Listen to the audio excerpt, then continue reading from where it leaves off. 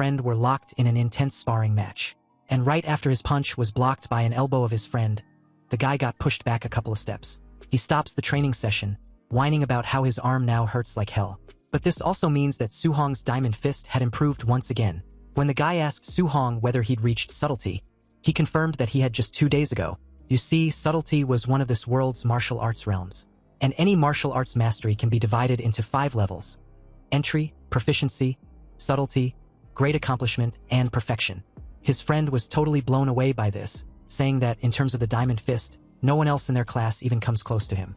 Anyway, Su-hong was already eager to get back to training, but his friend begs for a break. In fact, he wasn't going to stick around to keep sparring with a training maniac. Plus, he was hungry and needed to go home for a meal. On his way out, he bid his farewell to Teacher Lee, who reprimands him for leaving in his gym clothes. The middle-aged man then walks over to Su-hong to talk about him applying for the martial division. He asks why he still hasn't paid the $30,000 yuan enrollment fee. Su-hong asks for more time because of his family situation, but the teacher replied that his hands were tied. Rules were rules after all.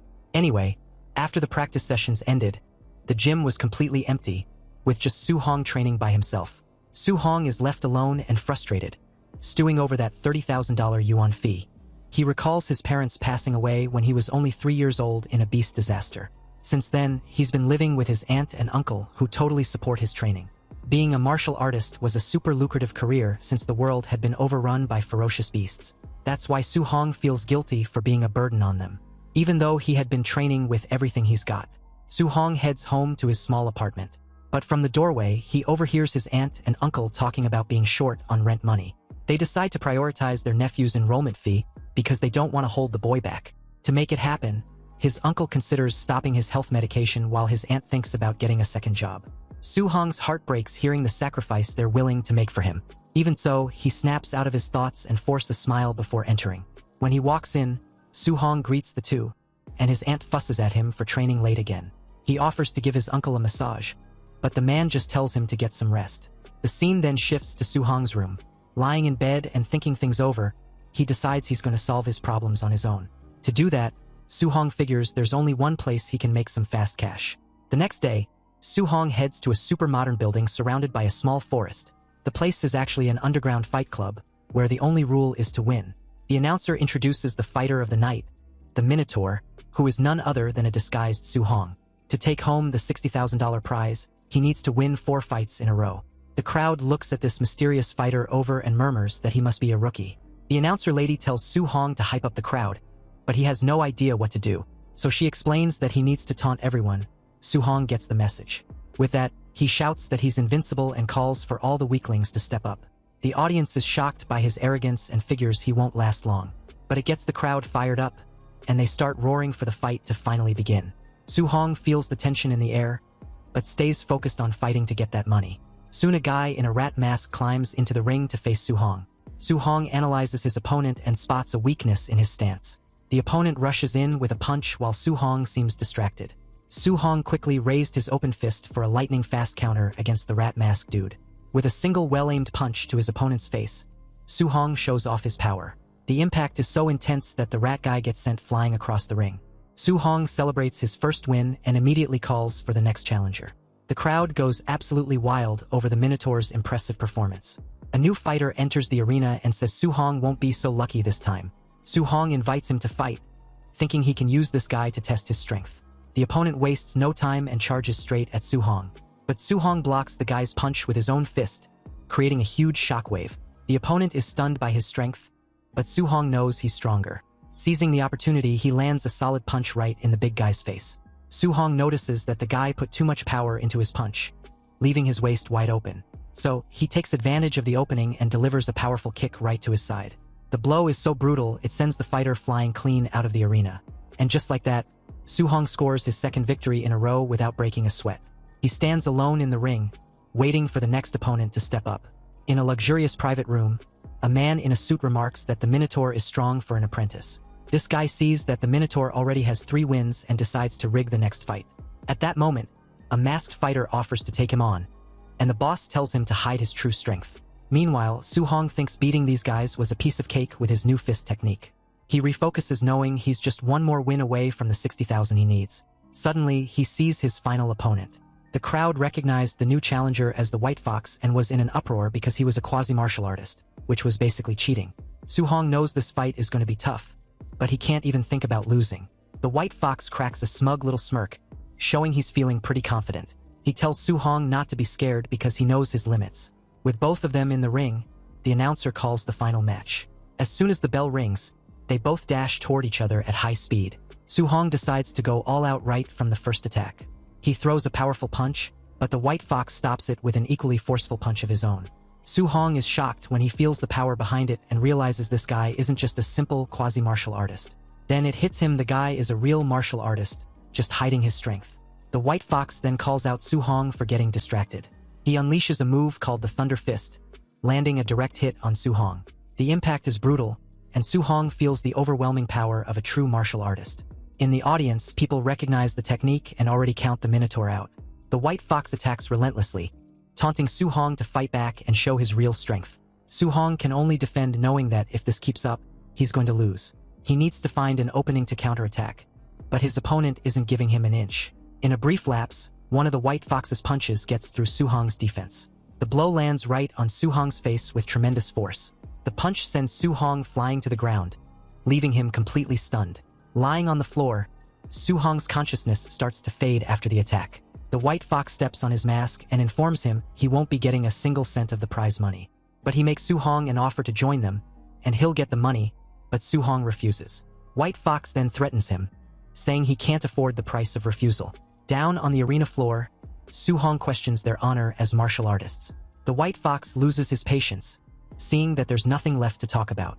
So, he decides he's going to finish off Su-hong so he can never fight again. The threat echoes in Su-hong's mind as he thinks about his dream. With that, the White Fox rushes in with a spinning kick to end the fight, but Su-hong dodges at the last second. The White Fox is taken by surprise. Even after that beating, Su-hong gets back up, surrounded by a fiery aura. The opponent is shocked that he withstood his punches and is still standing. On his feet and driven purely by determination, Su-hong thinks of his family and all they've sacrificed for his dream. He knows he can't accept a future where he fails them all. Suddenly, a mysterious screen appears and asks what he would sacrifice for his faith and family. Then, with a furious scream, Su-hong answers that he would sacrifice everything, as an aura worth over 1 million explodes around him. The system asks if he's willing to pay the price, and Su-hong yells that he was. All of a sudden, Su-hong is transported to a strange, digital-looking space. As he wonders where he is, a sinister shadow emerges. Before him, a golden figure appears with an overwhelming presence. This entity says it will give him a chance, and then it begins to fade away. The being's golden light flies towards Su-hong and completely envelopes him. A golden system screen appears, floating in front of him. It's all of Su-hong's attributes like vitality, spirit, and his skills. Su-hong gets curious and touches the screen to see if it's a touch screen. His finger goes right to the first mission button to check notification alert on the random mission given. The mission was a tutorial to defeat the White Fox and improve his martial arts. Su-hong wonders what beginner's guide is just as a clone of himself appears, and launches at him. But with pure reflexes, Su-hong dodges the clone's punch. He realizes the clone is using his Vajra Fist technique perfectly, just like it says in the manual. Seeing the clone as a master, Su-hong decides he can't miss this chance to learn. He jumps into the fight and starts trading punches with his copy. Su-hong realizes the clone is demonstrating the perfect way to fight, completely overwhelming him. But the clone doesn't hold back and lands a full power punch right in Su-hong's gut. The punch was so strong it sends Su-hong flying backward. He notices his own fist technique has improved and is shocked by how fast he's progressing. With a smile, he understands that this place can level up his skills incredibly quickly. So, the two go back to fighting with everything they've got, continuing the intense training. With every punch, Su-hong's mastery of the Vajra Fist grows more and more. They also practice the Void Step and Su-hong's proficiency skyrockets. In a short time, all of his skills are nearing their maximum level. His floating light palm is the first to reach the micro level. Right after, his Void Step reaches the same milestone. With one final punch, his Vajra Fist finally achieves the master level. After the training, the clone dissolves into golden light, leaving Su-hong alone and exhausted. As the session ends, the system congratulates him and asks if he wants to return to reality. Su-hong agrees, and in that same instant, he's back in the arena, right in front of the White Fox. His opponent, annoyed by all the weirdness, charges at Su-hong with everything he has. He attacks with his Thunder Fist, trying to end the fight once and for all.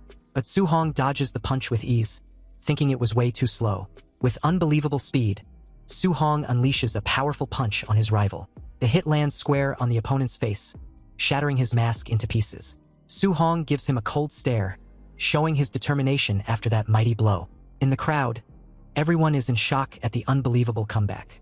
With that, the White Fox falls in defeat and Su Hong wins the fight. He then turns to the announcer and asks when he's getting his prize money. From his office, the arena boss is stunned that an apprentice has mastered the Vajra fist. Intrigued, he orders his men to follow Su Hong and find out who he is. With the cash in his pocket, Su Hong leaves through a dark city alley. But before he gets close to home, he glances back suspiciously, feeling like he's being followed. Su Hong was quick to ditch the two men who had been tailing him ever since he left the arena. They start to panic because they lost track of Su Hong and had no idea of his real identity either. But unbeknownst to them, Su Hong was quietly above them, hiding in the dark just in between the alley walls. With that, he manages to escape and gets to the safety of a nearby rooftop. Su Hong made his way home. His aunt and uncle are shocked by the cash and ask if he robbed a bank. He lies and says the dojo master sponsored him after seeing his great talent. Su Hong sticks to his story and asks them to trust him. Hearing this, his aunt and uncle are bursting with pride and believe in his promising future. After their talk, Su Hong goes up to the roof to think for a bit. He's relieved to have solved the family's money problems. Su Hong thanks the system for helping him but notices that only his skills have changed. Then, a notification explains that martial value can be used to level up his other stats. Without a second thought, he decides to test it and dumps the points into his vitality. His vitality jumps from 85 to 90. He feels an insane amount of power coursing through his entire body. A pure energy aura completely surrounds him. Looking at his stats, he realizes he's reached the level of a quasi-martial artist. Hyped up, he decides to put all his remaining points into vitality. He notices his injuries have vanished and he feels stronger than ever. Full of energy, he leaps across the rooftops to go test out his current power. He decides to head to school to test his strength on a combat machine. Arriving at Star City No. 1 high school training ground, he approaches what seemed to be a machine used to gauge a person's strength. But it was merely a Tier 1. Nonetheless, Su Hong gets ready and decides to use 70% of his power. With a focused look, he unleashes his most powerful punch yet. The hit smashes into the machine with a devastating impact. He gets a little worried about the force of his own attack. The machine is completely wrecked and he wonders if he was going to have to pay for it. The noise attracts attention, so Su Hong decides to bounce as fast as he can. Just then, an old guy in pajamas shows up and is absolutely livid about the broken machine, immediately suspecting a couple of students, Chun Shan and Li Tu. Furious, the old geezer vows to teach whoever's responsible a serious lesson once school starts. The very next day, all the final year students assembled at the school's gymnasium, and in the lineups, Su Hong noticed a bump on Chun Shan's head and questioned his friend about it. Apparently, Chun Shan was held responsible for smashing the tester in the outdoor drill ground in the middle of the night yesterday and refused to admit it, so he was punished by the principal. Su Hong gave a nervous smile, realizing Chun Shan was made to take the blame for him. In that moment, the principal instructed them to pipe down before introducing his old comrade-in-arms and a Tier 3 martial artist, Chun Tian. He was there to teach them a C-rank martial art, the Thunder Rush Fist. The principal then urges everyone to learn it well. Almost immediately, the crowd was abuzz since a C-rank martial arts taught outside dojos cost hundreds of thousands in tuition. Also, some were amazed upon seeing a Tier 3 martial artist for the first time. Su Hong suddenly recalls his fight with White Fox, noting he used a technique that had the very same name. And he silently acknowledged how powerful this technique truly was, allowing a martial artist to blast out 3 impacts from one punch. If he wanted to learn this kind of C-rank martial art outside, just the registration fee would be at least several $100,000. So with this intel, he was determined to seize this opportunity. Chun Tian took charge and called out to the students, instructing them to quit with their nonsensical chatter and watch as he demonstrates the technique. He will perform the technique 10 times from start to finish, and how much they learn depends on themselves. Chun Tian suddenly shifted his stance, and as he punched the air, he informed them that the Thunder Rush Fist's momentum is fierce and domineering. At the basic level, the punch will emit a sound of thunder. At proficient, they can strike out 3 sounds. At micro level, 5 sounds. And at mastered level, which was his current realm, 7 sounds. When he was done, he tops it off with what to expect when one reaches the perfect realm. At that realm, the strikeout would emit 9 sounds. However, they shouldn't aim too high for now. Reaching the basic today would be good enough. Chun Tian then yells for them to try to follow along as he starts the second demonstration. Several hours later, almost every student was exhausted, yet none of them was able to learn the technique. A few were still at it, but there wasn't much hope. Trembling all over as he pants profusely, Suhong's friend comments on how it was practically next to impossible to learn the Thunder Rush Fist. But when he turned in Suhong's direction, wanting to know if he'd learned it, the training maniac was nowhere to be seen. And in that very moment, Chun Shan, a classmate of his, declared excitedly that he had successfully reached the basic level. Suhong's friend got startled for a second there, wondering just how Chun Shan's brain was built. And at this point, it's no wonder everyone calls him a genius. The principal tried praising Chun Shan's achievement as something worthy of noting. After all, he was their school's #1 genius. But Chintion's reply was like a bucket of cold water on his friend's face when asked if he was interested in guiding Chun Sen. Apparently, in other cities, Chun Shan's achievement was just passing level, not something even worth considering as a genius. Anyway, as the two old geezers exit the school's gymnasium, Chun Tian was quick to point out how terrible the batch of students were, and for making him come there for nothing. But Principal Lee retorts that having one student reach basic was good enough. Was his friend still expecting to find a top-tier genius? Chun Tian comments on how the martial Dao cultivation was extremely cruel, so talent was simply too important. To this, Principal Lee agreed, adding that relying only on hard work without opportunity is absolutely impossible. But in that very moment, the two felt a sudden surge of martial power nearby, and upon a quick search, they saw Su Hong performing a mastered-level Thunder Rush Fist. Chun Tian praised Principal Lee for having an expert in his school. But Principal Lee, shocked and confused as hell, replied that it's impossible because he had never seen or heard of this mysterious person. But looking at Su Hong's clothes from behind left no room for doubts. It was indeed a student from Star City #1 High School. As Su Hong performed the technique once again, Chun Tian comments on how it's been only a day since he thought the technique, and a student was already striking out 7 sounds. Su Hong further stunned the two old geezers when he suddenly surpassed Chun Tian and reached the perfect realm. Principal Lee wondered if he had heard wrong.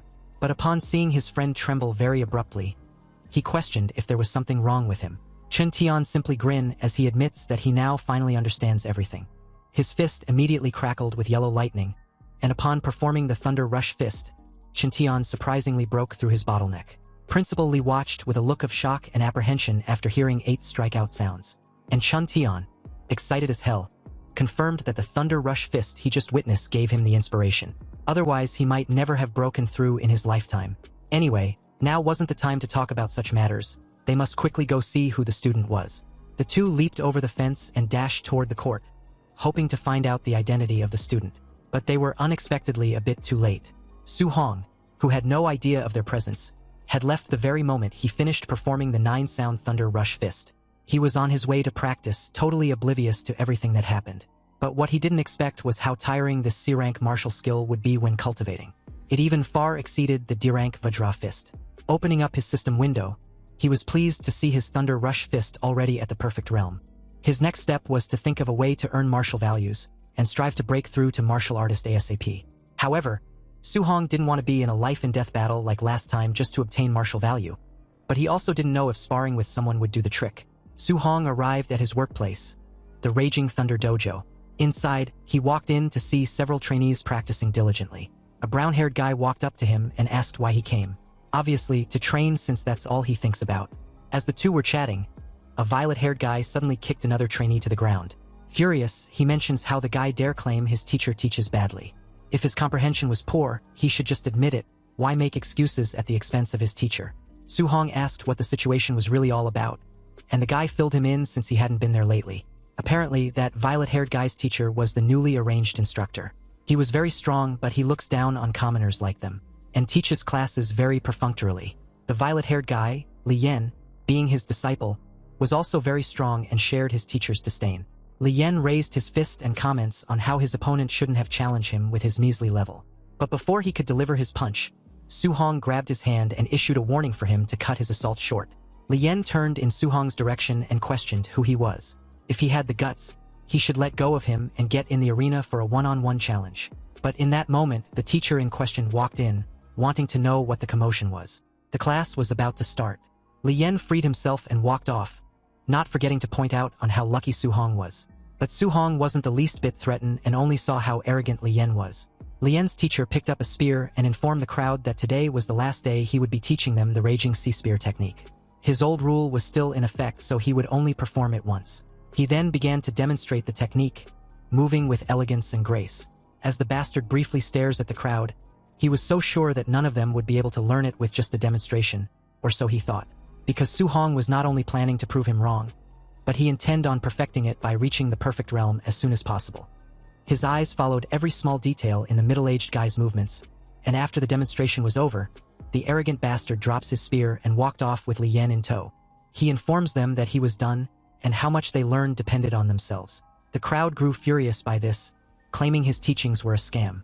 How the hell were they going to learn anything from just one demonstration? And what's more, the back row couldn't even clearly see the demonstration at all. On the other hand, Su Hong seemed to have grasped the core concept of the spear technique, which was the spear being like a flood dragon treading the sea, and the momentum like endless giant waves. Su Hong took his stance and started performing the technique with ease. The fluidity in his movements dazzled the stunned crowd as they began to wonder just what kind of martial arts prodigy he was. Or is it that they were just too stupid to comprehend the technique in one demonstration? Su Hong's movement left no doubts that he hadn't just learned it, but probably mastered it as well. Li Yan heard the noise and came back to the training hall, questioning what the commotion was for. But upon hearing that someone had learned the technique, he asked who. The crowd simply made way as he watched Su Hong perform the Raging Sea Spear technique with ease. Now, even though Li Yan was stunned to see this, his expression remained the same. He decided to test Su Hong's depth on the technique, believing it would be interesting if he was really a genius. He called out to Su Hong and offered to give him some pointers. Being a training maniac, Su Hong naturally didn't refuse even though he wasn't sure if there was anything to learn from Li Yan. His brown-haired friend warned him out of concern. Although Li Yan's character was bad, his strength was very high, so he shouldn't be impulsive.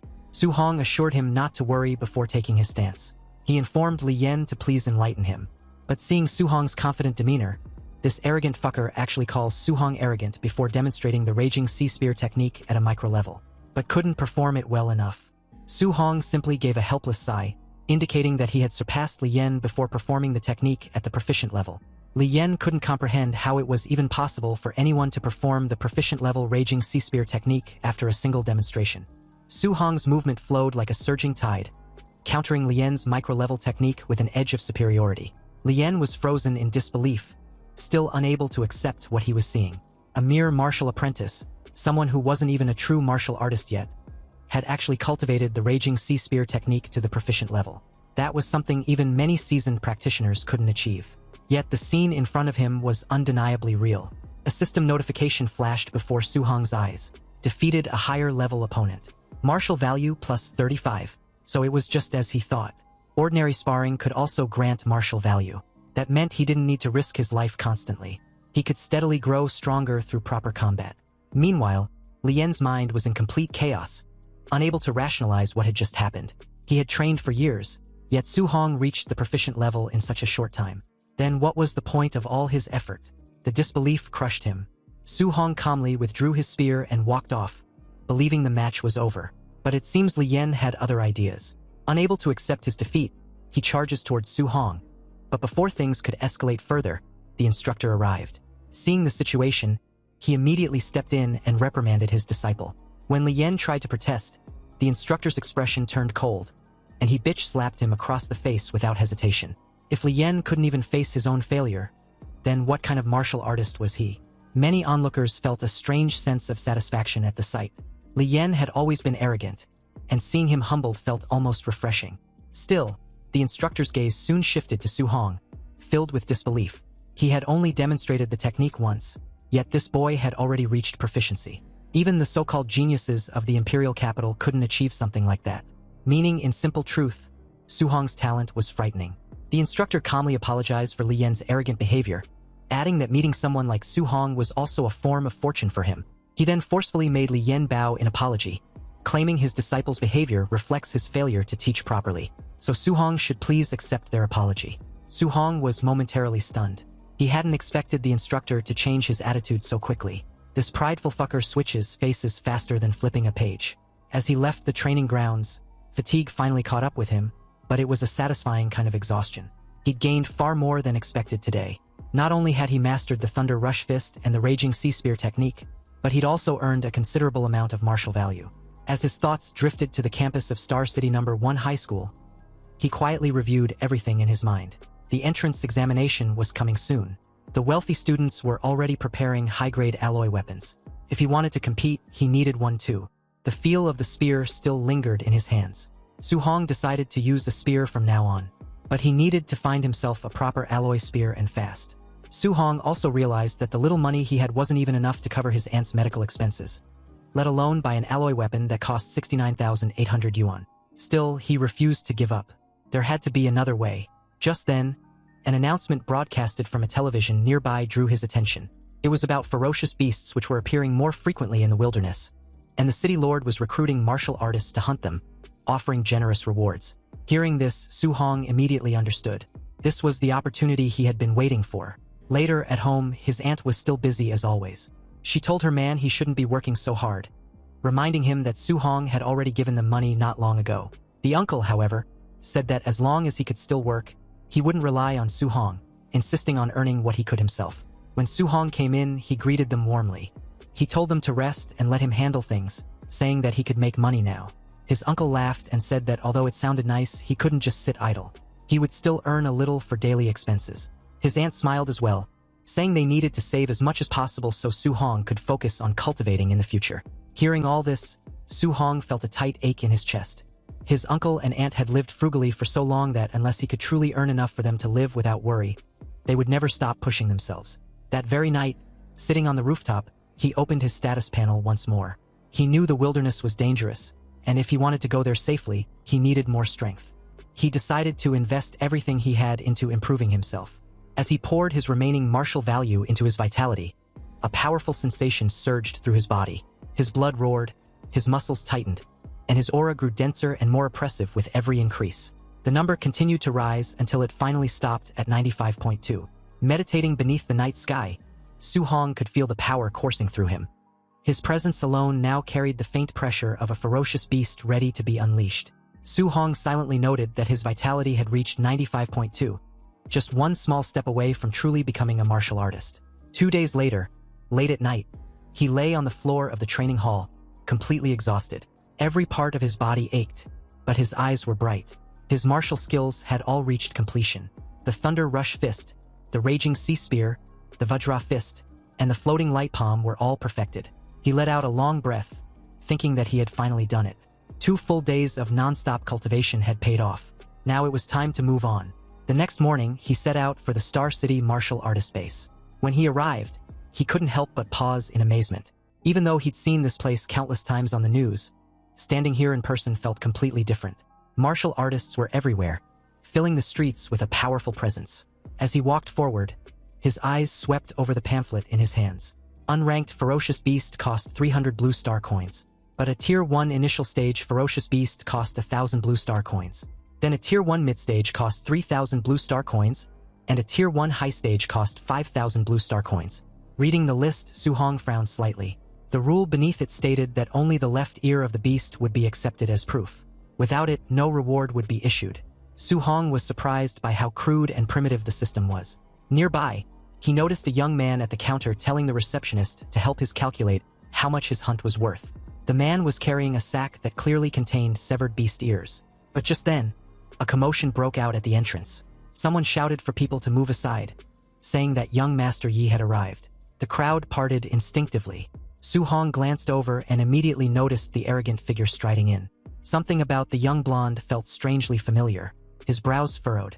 That presence, it reminded him of White Fox from the underground arena. Anyway, whispers suddenly broke out around Su-hong, calling the young guy a poser, and claiming that if it weren't for his uncle being in charge as the base director, he'd have been beaten to death long ago. Another added that he heard the arrogant blonde got beaten up badly a few days ago. Though the rest were a bit taken aback by this news, they also believed it serves that arrogant prick right. And it's no wonder he's been keeping such a low profile lately. Su-hong listened quietly, then looked up again, his eyes meeting the other man's for a brief moment. Recognition flickered between them. The air subtly tightened. Su-hong couldn't help but think that the real danger wasn't just the ferocious beasts out there, but people as well. He reminded himself to stay cautious no matter what. As he was heading out, a guard glanced at him and commented, saying he looked young and asked if this was his first time going into the wilderness alone. Su-hong just gave a short response and kept walking. Behind him, that person shook his head and muttered that it was another ignorant kid rushing to his death. Once inside the wilderness, Su-hong took in his surroundings. The forest was lush and quiet, almost peaceful. Still, he reminded himself not to let his guard down. He told himself he had to return with results. He couldn't afford to come back empty-handed. 2 hours passed as he moved deeper inside. He drank some water and frowned. He hadn't seen a single ferocious beast yet. It made him wonder if all the beasts near the outer area had already been cleared out. With that thought, he picked up his pace and headed deeper into the forest. Then suddenly, his expression changed. Right in front of him stood a massive ferocious beast. It was huge, its aura oppressive, and it looked exactly like the descriptions he'd seen in the textbooks. Su Hong instantly recognized the beast as a Tier 1 initial stage nether moonwolf. It stared at him with bloodshot eyes, baring its fangs as it let out a low growl. Clearly, it was hungry. As the beast tensed and prepared to pounce, Su Hong took a deep breath and steadied himself. The wolf lunged forward with its sharp claws, but Su Hong reacted instantly. He dodged to the side and drove a thunder rush fist straight into its abdomen. The impact sent the beast flying, its massive body slamming into a tree with a dull crash. The wolf collapsed, barely able to move. Su Hong stood there, his fists still crackling faintly with electricity.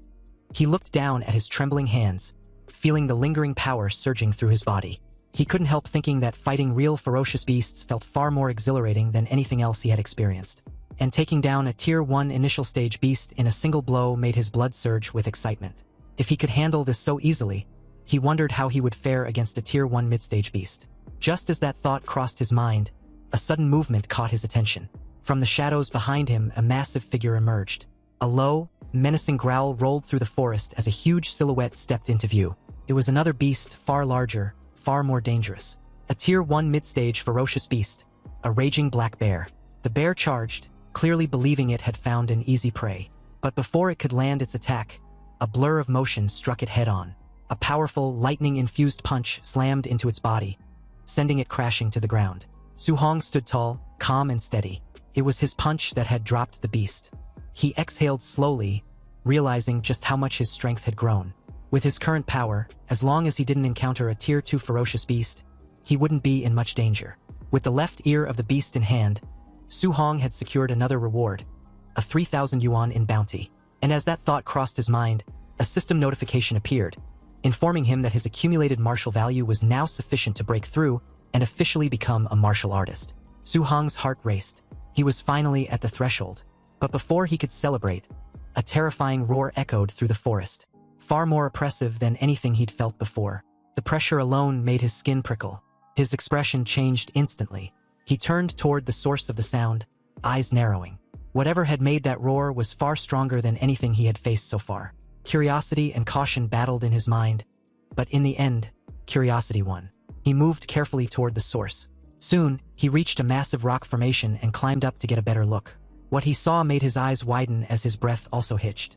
Below was a colossal figure, a massive black-scaled serpent facing a group of hunters. This was a Tier 1 late-stage ferocious beast, the black jade python. Its body was enormous and its aura was terrifying. Nearby, the hunters already fighting it were clearly losing badly, and one by one they were sent flying, completely overpowered. Su Hong stared at the scene, his heart pounding. This was on an entirely different level. He instinctively felt a sharp sense of danger. Almost instantly, he leaped aside, and it was the right call. The massive beast struck where he had just been standing, the spiked tail slamming down with terrifying force. But the creature clearly wasn't satisfied. It hated that its prey had escaped. Su Hong barely had time to land before he had to leap again, narrowly avoiding another sweeping strike. Even so, the sheer speed of the attack still grazed him, sending a jolt through him as his body was sent flying. He realized just how fast this creature truly was. As he steadied himself, he noticed a dead hunter nearby. Pushing aside his own pain, Su Hong grabbed the dead guy's weapon. He muttered that he'd borrow it for a moment and turned back toward the beast. The massive python reared up, jaws opening wide as it prepared to strike again. Su Hong barely avoided the attack, rolling away just in time. As he regained his footing, his thoughts raced. A Tier 1 late-stage ferocious beast normally required several martial artists working together to take down. Yet he had already reached the point where he could fight one head-on. He realized this was because all of his martial skills had reached the perfected state. Using his perfected void step, he darted around the battlefield, dodging the beast's attacks with blinding speed. Then he launched a counterattack, driving his spear forward with the raging sea spear technique. The strike pierced the beast's hide, drawing a furious roar from its throat. The python thrashed violently, enraged by the pain. Su Hong didn't relent. He struck again, his movements fluid and precise, forcing the massive creature into a frenzy. Still, he knew the truth. Its body was enormous, and landing a single decisive blow wouldn't be easy. The difference in size made it difficult to strike a fatal spot. As he maneuvered, he reminded himself to stay patient. He needed to weaken it first and wait for the right opening. Just then, the beast lashed out again, its massive body crashing toward him with an overwhelming force. In response, Su Hong unleashed a perfectly executed thunderous fist, and the explosive force collided head-on with the beast's attack, stopping it in its tracks. The shockwave rippled through the air as both figures staggered back, the battle far from over. Su Hong knew that once he landed a successful strike, he couldn't afford to linger. He had to immediately pull back, widen the distance, and look for another opening. One mistake would be fatal. That was the price of facing a creature like this. He could feel his breathing growing heavier with every exchange. Fighting this way was exhausting, but it was also the safest option he had. Still, as the battle dragged on, even he could sense his stamina starting to dip. At the same time, the black jade python wasn't faring much better. Its movements were becoming sluggish, its breath rough and uneven. Su Hong realized that the beast was also nearing its limit. Just a little more, he thought. If he can keep this up a few more rounds, he can finish it. He steadied himself, preparing for the next exchange, fully focused on the beast in front of him. Then, without warning, a dangerous chill ran down his spine. Something was wrong, and before he could react, a violent force slammed into him from the side. The impact sent him flying, his body crashing hard against the ground. His breath was knocked out of him in an instant. He forced himself to roll over, shaken all over as the impact seemed to have rattled his bones. He realized too late that he'd been ambushed.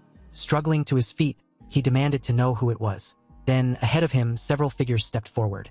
Su Hong's eyes narrowed as he recognized the group. His heart sank slightly. The leader of the group, that arrogant blonde, laughed loudly, clearly enjoying the situation. He mocked Su Hong, asking how it felt to be caught off guard, and suggested that perhaps he should hand over the black jade python instead.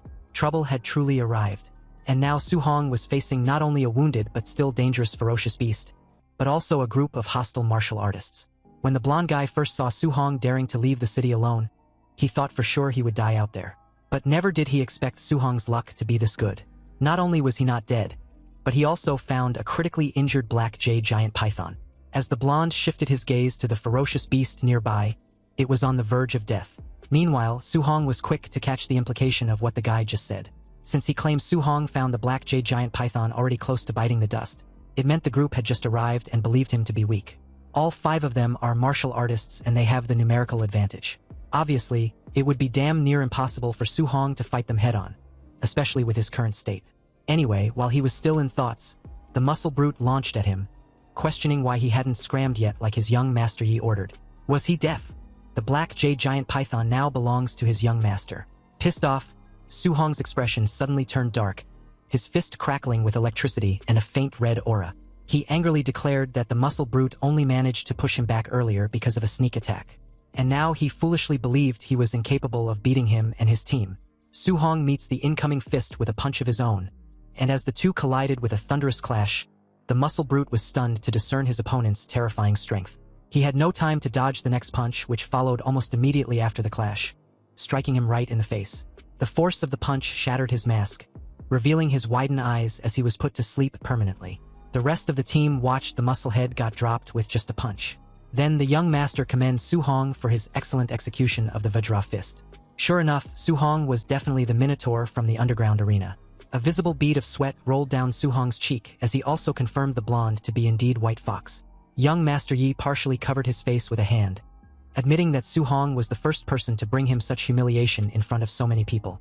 The rest then charged towards Su Hong the very second their young master gave the order. They were to kill him, but before the 3 could gang up on Su Hong, he grabbed the borrowed spear and made a run for it, leaping over the small cliff and sprinting into the forest. And by the time the group made their way inside the forest, they lost sight of him. Anyway, since the woods ahead were dense, it was easy to get ambushed, so one of them warned the rest to be careful. But another in a red jacket retorts that there were so many of them, so they can't actually be afraid of just one guy. In that precise moment, Su Hong appeared behind him like a phantom, and upon turning to see just a brief silhouette of him, he swiftly got dropped with a heavy punch, blood gushing out of his nose and mouth in his unconscious state.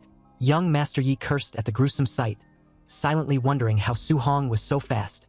The remaining 3 immediately placed their backs against each other, covering their blind spots. The hooded guy of the 3 calls out their leader, pointing out that Su Hong had used the thunderclap fist, and the echoes were 9, meaning it was at perfection, something that even rank 3 martial artists fail to do. But the blonde immediately tells him to pipe the fuck up. Inwardly, he was freaking out just like the ponytail guy, realizing that Su-hong had perfected his Vajra fist and thunderclap fist. He couldn't comprehend how it was even possible. Meanwhile, on a tree branch nearby, Su-hong watched the three silently. If he hadn't just tangled with the giant python and consumed too much of his vitality, he could have crushed the entire group head-on. Now, he can only look for opportunities to defeat them one by one. He suddenly threw his spear at them, not aiming at any of them exactly, but created the needed distraction upon landing. Su-hong used this brief opportunity to launch towards the weakest link of the three, the ponytail guy. He kneed the guy in the face, crushing his skull as blood splattered in several directions.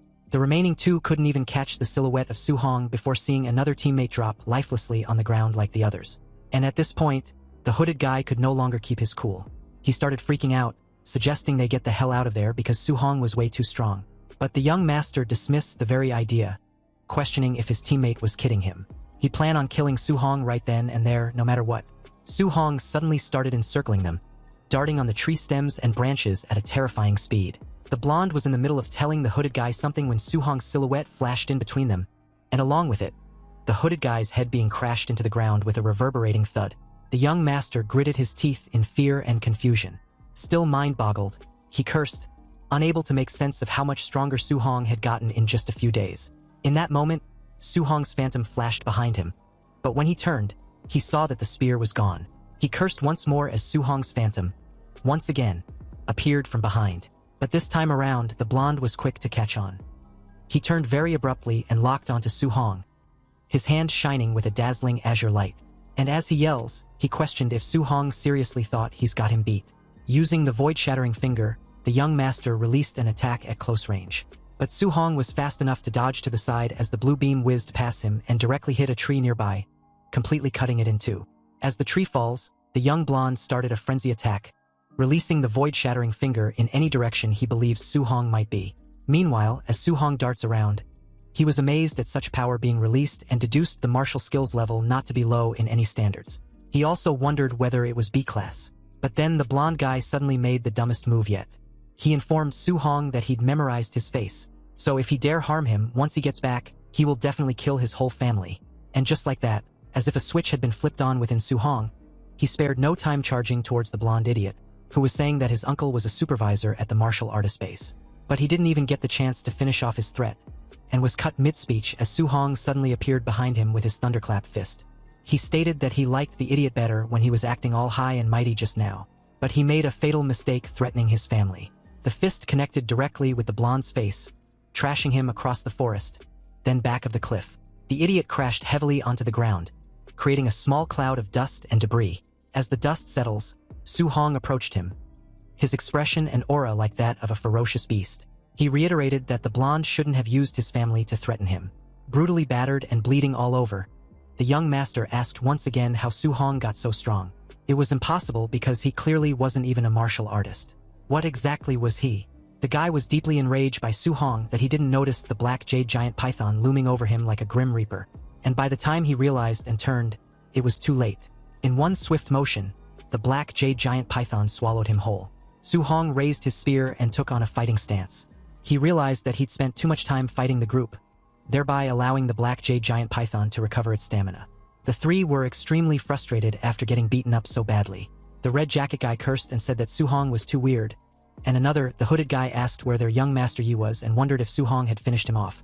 Suddenly, they noticed Su-hong rushing straight toward them again and immediately braced themselves for another fight. The red jacket guy shouts that the brat finally came out, while the ponytailed guy added that he won't spare him this time. But Su-hong wasn't interested in fighting them at all. He keeps charging towards them with the black jade giant python in tow. It looks extremely angry, and in that moment, none of them can say a single word. The python immediately attacked, but Su-hong leaped aside with his spear in hand. Unfortunately, with the exception of the red jacket guy, the other two failed to react in time and got munched on in one strike. A notification appears, saying that Su-hong had gained 30 martial value for indirectly killing the two martial artists. The python then attacks the red jacket guy, who also fails to escape in time. Another notification appears again, saying that an opponent martial artist was indirectly taken down and 30 martial value was gained. Su-hong was a little surprised by this and thinks that he didn't expect to gain martial value in this way as well. And after going through so many battles, Suhong's martial value was enough for him to break through and become a martial artist. However, the python attacked him once again. Suhong leaped up once more to dodge the sweeping tail. He moves rapidly through the trees, which only frustrates the python further. No matter how hard it tries, it just can't catch him. While running, Suhong keeps thinking that it would be perfect if he could find a safe place to break through. Then, as he moves forward, he suddenly spots something ahead, a small cave. It's exactly the kind of place he was hoping for, somewhere he could stay safe from the python's attacks and focus on increasing his own power. As he spots the cave, he immediately heads toward it. The python is still right behind him, and just as it's about to strike again, Suhong jumps straight into the cave. The python follows and tries to force its way in, but its massive body gets stuck at the entrance. All it can do now is roar in frustration while Suhong calmly looks at his system. He checks his stats and sees his name, Suhong, with vitality at 96, spirit at 23, physique listed as mortal body at 3%, and his martial skills all at the perfect level, including Raging Sea Spear Technique, Thunder Rush Fist, Vajra Fist, Floating Light Palm, and Void Step. His martial value is at 504. He immediately starts tapping the system non-stop, telling himself to go faster and faster. He wants to gain as much power as possible in the shortest time. He focuses on vitality, tapping again and again, feeling it surge through his body. He thinks that his whole body feels burning hot, like magma is flowing through his veins instead of blood. Soon, his vitality reaches 100. Even the python seems to sense that something terrifying is happening. At that moment, a notification appears saying he has broken through to Tier 1 martial artist. Suhong thinks that he has finally become a real martial artist. He clenches his fist as aura surges through his body, looks at the python, and says that now it's his turn. The python feels genuine fear and tries to pull back, wanting to escape. But Suhong doesn't give it the chance. He gathers his strength and throws an extremely powerful punch. The python, trapped in the cave, can't escape in time. The punch slams into it, and all it can do is roar as it's sent flying through the air. Can't believe how strong Suhong has become in such a short time. But Suhong isn't done yet. He forms another fist and launches another Vajra fist attack, jumping onto the python's tail and using it as a foothold. He pounds it into the ground with continuous punches. Smoke fills the area, and when the dust finally settles, Suhong is standing triumphantly on top of the giant python. His martial value increases by another 92, and Suhong says that even though the giant python was already heavily injured, he can now face its attacks head-on. Then, as he sits there, he wonders about the reward and says that hunting ferocious beasts usually requires cutting off the left ear to exchange for money. But snakes don't have ears, so he doesn't know what to do. After thinking for a moment, he decides to forget about it and just hurry back. As he starts moving away, the forest is now completely quiet. Only traces of destruction remain, and all the chaos from earlier is gone. Suhong keeps moving forward and looks at the idiots who tried to gang up on him and ended up like this. He says that they got off easy. While walking, he thinks about whether he can find that high-level martial technique the other guy used. Soon, he notices something and says it's the void-breaking finger. He comments that this is really interesting. He decides to stay near the cave for a while, lighting a fire and sitting beside the python's body. He starts studying the technique and says that he has already memorized the entire introductory cultivation method for void-breaking finger. Next, he plans to use the system to master it quickly. As he continues practicing, a clone soon appears for him to fight. The clone immediately uses void-breaking finger again and again. While battling it, Suhong's mastery increases rapidly, reaching 51%, then 63%, 77%, and 93%. Soon after, void-breaking finger enters the basic realm and starts charging from 1%. However, Suhong is clearly exhausted. He keeps coughing and says that, as expected of a B-rank martial skill, even learning it to the basic realm puts tremendous pressure on his body. The technique's guidance tells him to go find a monster to test its power. 3 days later, Suhong faces a massive roaring monster, a huge bear. Using void-breaking finger, he fights it head-on and eventually takes it down. After the battle, Suhong says that he has finally reached the perfect realm. He adds that this power is truly worthy of a B-rank martial skill. A notification appears, stating that void-breaking finger has been mastered and reached the perfect level. Suhong then says it's time to go back. At the martial artist base, a large crowd has gathered. One person exclaims in shock at a total of 230,000. Another says that the Thunder Squad is incredibly fierce for killing so many ferocious beasts. Someone else says that this single harvest matches several months of hard work. Yet another comments that it's amazing there isn't a single non-ranked ferocious beast, that all of them are Tier 1, and that there are even a few high-stage ones. Then the receptionist looks up in shock and announces the results. saying there are 72 Tier 1 initial stage ferocious beasts, 83 middle stage ones, 17 high stage ones, and a total reward of 406,000 blue star coins. Su Hong thinks that he might have taken down too many and that it's far too conspicuous. He feels that if he had known, he should have hunted fewer beasts. He can only hope this doesn't bring too much trouble his way. Everyone around completely loses their minds, going crazy over the numbers. Suddenly, people begin moving forward as Su Hong walks ahead. Some start shouting that the base has been attacked and wonder how that's even possible when there are so many high-level martial artists stationed there. The loud commotion soon reveals someone's arrival. First, a pair of hands comes into view, and then the person fully appears. It's Yi Qi, the person in charge of the base and Yifeng's uncle. He orders everyone to blockade the base immediately and not let even a single fly escape. Others respond at once, saying they understand and will do it right away. Soon after, another supervisor arrives and asks what happened. Yi Qi answers that his nephew Yifeng and the 4 martial artists with him are all dead. The crowd is stunned. Someone whispers in disbelief that Yifeng was actually taken down and that an entire group of 5 was wiped out. Another person quietly says it was a good kill and that everyone there has been robbed by Yifeng at some point. Someone else adds in a low voice that if not for Yifeng's background, he would have been dealt with long ago. Another mutters that the coward has finally been taken down. Yi Qi then announces that a B-rank martial skill on Yifeng's body is missing and orders that all martial artists be searched. He says no one is allowed to leave until all suspicions are cleared. Su Hong thinks that judging from the bodies, it's obvious they were killed by the giant python, so it shouldn't be traced back to him.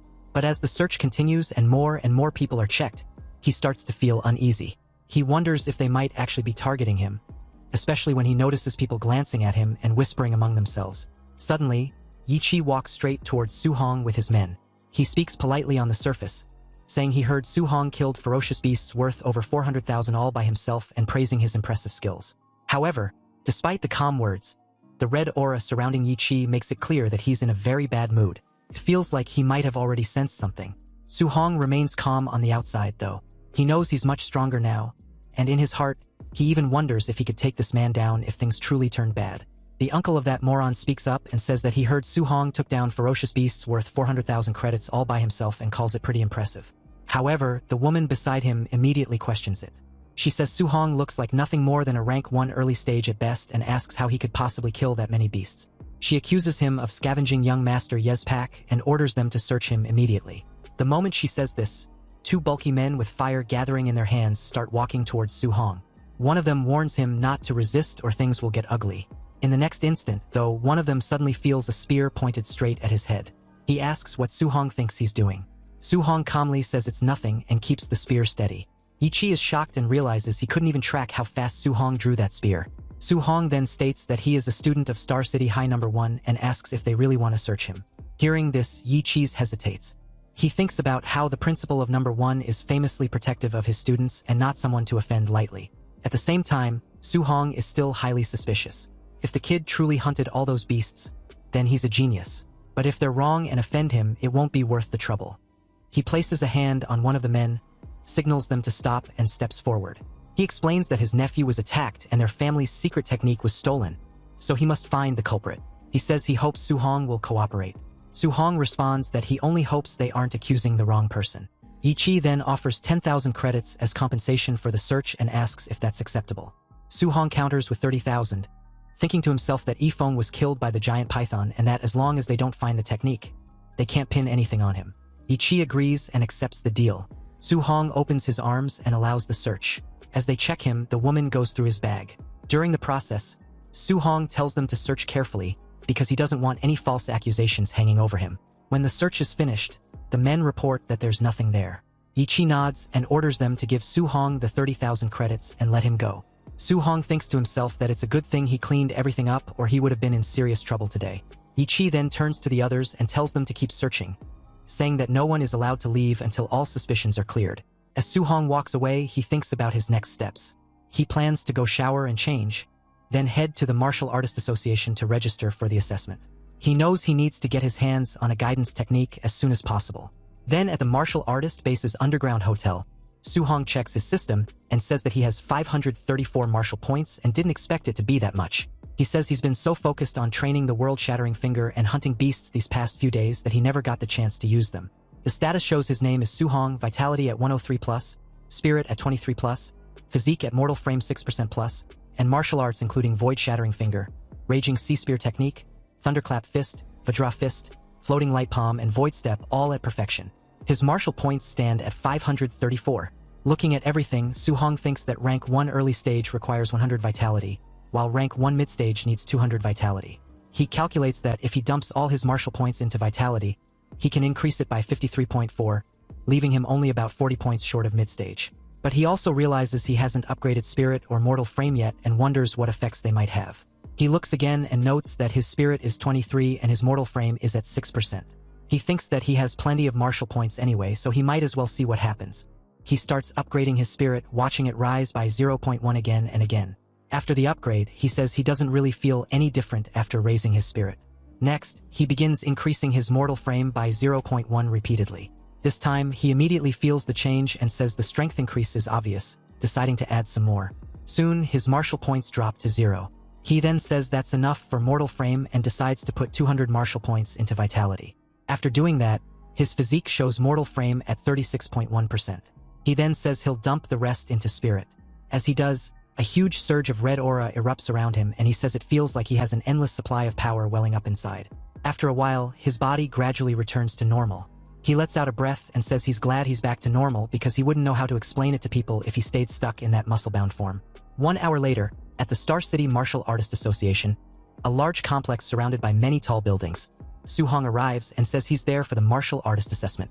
At the reception, the woman tells him that's fine and says a staff member will take him there shortly. Then, as a staff member leads him along, the staff member says that Su-hong is quite young and asks if this is his first time taking the assessment. He explains that to pass as a rank 1 martial artist, vitality needs to be at least 100 and combat power has to be over 1000, and then wishes him good luck. Su-hong thanks him. Nearby, a few people start commenting quietly. One says that the kid came alone and doesn't even have a master with him. Another says he's probably just here to test the waters because of his age. Suddenly, Su-hong notices the crowd getting noisy. People are clamoring as a voice announces that Panjia has vitality 102 and combat power 992, and that he failed the assessment. The guy curses and says he was so close. Su-hong and the staff member enter the assessment area. A moment later, another announcement says that Li Ming has vitality 105 and passed, and that he will proceed to the combat power test. Li Ming is taken to a punching machine and throws a powerful punch. When the number shows 1763, he passes immediately.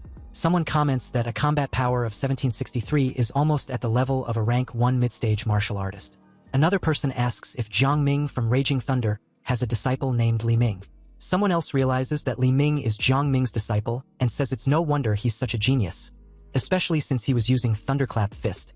Su-hong hears this and thinks that he thought Jiang Ming's disciple was Li Yan, wondering just how many disciples that man has. Soon after, a staff member comes over and tells Su-hong that he's next. As Su-hong steps forward for the examination, the guy before him thinks to himself that he's taking the assessment at this age because he's a genius. He admits that Su-hong is rare for being the same age, but still wonders how Su-hong could possibly compare to him. Suddenly, the crowd erupts in shock. People start shouting in disbelief, with some asking if the vitality tester is broken and how someone's vitality could be that high.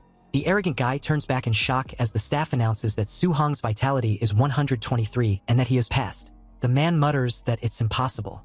He quickly tries to calm himself down, thinking that high vitality doesn't mean everything and that combat power is what truly matters. He still hopes that, at the very least, he can be number 1 there. Then the staff officer announces that the combat power test is beginning and Su-hong is led to the punching machine. As Su-hong prepares to punch, he thinks that he has already advanced to a martial artist and upgraded his physique, so his strength has increased massively. He thinks that using 40% of his power should be enough for the test, but then worries that if he goes too easy, he might fail the combat power requirement. To be safe, he decides to use 50% instead. He throws the punch with terrifying force. Even at 50%, the pressure is overwhelming. The machine is sent flying straight into the wall ahead and shatters on impact. The destruction is insane and everyone watching is completely stunned. No one can believe what they're seeing. One person thinks that he sent the tester flying with a single punch and that kind of power is terrifying. Another wave of clamoring breaks out even louder than before. Someone else realizes that Su-hong didn't even use any martial arts just now. Then a voice says that the standard combat power for a rank 1 high-stage martial artist is only 3000 and that this result is simply unimaginable. Another person exclaims to a teacher that it's that kid again and calls him an absolute monster. The teacher responds that this explains everything. Later, inside an office, a woman is shown. She was Wu Linxian, the president of the Star City Martial Arts Association. She complains that the neighboring Yong City branch has produced another genius and brags about it every day. She wonders what they're so proud of and complains that if Star City doesn't produce a few geniuses soon, she's going to lose her job. Suddenly, a man rushes into her office shouting that a monster has appeared in the martial artist assessment. Because he's yelling so loudly, Wu Linxian turns around and glares at him, clearly startled. The man quickly explains that it's a rank 1 early-stage martial artist who sent the tester flying using nothing but raw physical strength and that his combat power reached 3,000. Even Wu Linxian finds it hard to believe. Still, she realizes that this might be exactly what she needs right now. At the Martial Arts Association Central Hall, the male receptionist informs Su Hong that he will take him to the second floor to register his identity as a martial artist first. Then they will go collect his allowance. Su Hong thanked him before Wu Linxian suddenly showed up, telling the receptionist that she would handle the rest personally. The guy was surprised by the president's sudden appearance before leaving. Wu Linxian introduced herself as the president of the Star City Martial Arts Association branch and asked Su Hong to follow her. Su Hong agreed, a bit taken aback that the president of the Star City Martial Artist Association personally wanted to have a word with him. Rumor has it she's a rank 5 martial artist, but she quite wasn't what Su Hong imagined. Inside her office, she confirmed that Su Hong was a student at Star City No. 1 High School. She comments that Li Xingshan, that old guy, tried to sell her a sob story earlier. Apparently, he said the school only produced 2 ordinary rank 1 martial artists this year. But Wu Linxian can't believe he was hiding such a huge genius. Su Hong asked for the reason he was brought to her office. He just came to register as a martial artist and to get his allowance and guidance technique. Wu Linxian told him to relax. She had already had his subordinates handle his ID and monthly allowance. And as for the guidance technique, she was going to teach him personally. Wu Linxian wanted to know how much Su Hong currently understood about the guidance techniques. The textbooks say that the spiritual energy of heaven and earth was divided by attributes. Guidance techniques were methods to absorb this spiritual energy to strengthen oneself. And to absorb spiritual energy of different attributes requires the corresponding guidance technique. Though what the textbooks say isn't wrong, the guidance techniques aren't merely cultivation methods. For example, the heavenly flame guidance technique Wu Linxian practice primarily absorbs fire attribute spiritual energy. While strengthening her body, it also imbues her attacks with the lethality of the fire attribute. If he can project the attribute attack outward, it can even increase his attack range. However, for a rank 1 martial artist, never mind wrapping his fist in the element, just being able to carry a bit of the attribute is already quite good. Su Hong was stunned to learn that the guidance techniques can be used to attack. He thought they were just methods for absorbing spiritual energy for cultivation. Obviously, the textbooks never taught him this. Spiritual energy has 7 attributes: metal, wood, water, fire, earth, thunder, and wind. Although every attribute has its pros and cons, if they're talking strictly about attack power, thunder is first, metal second, and fire third. But which specific guidance technique he can practice depends on his compatibility. Su Hong realizes that it wasn't like he can just practice whatever guidance technique he wants. Wu Linxian took out an orb and explained that it was a crystal ball for testing compatibility. The larger the glowing area, the higher the compatibility. Ordinary martial artists usually only have about 20% to 30%. Wu Linxian was around 80%, which was considered very high. But she feels a genius like Su Hong will definitely exceed 90%. Wu Linxian became a rank 5 martial artist at a young age. She's an absolute genius, yet she's only at 80%. If Su Hong can reach 90%, that would be too exaggerated. But to her absolute disbelief, the crystal ball was surprisingly full, shining brightly. A fire attribute with 100% compatibility. Wu Linxian asked Su Hong if he knew what this meant, and he replied that he didn't. Wu Linxian explained that it means Su Hong can absorb 100% of the fire attribute spiritual energy without leaking a single bit.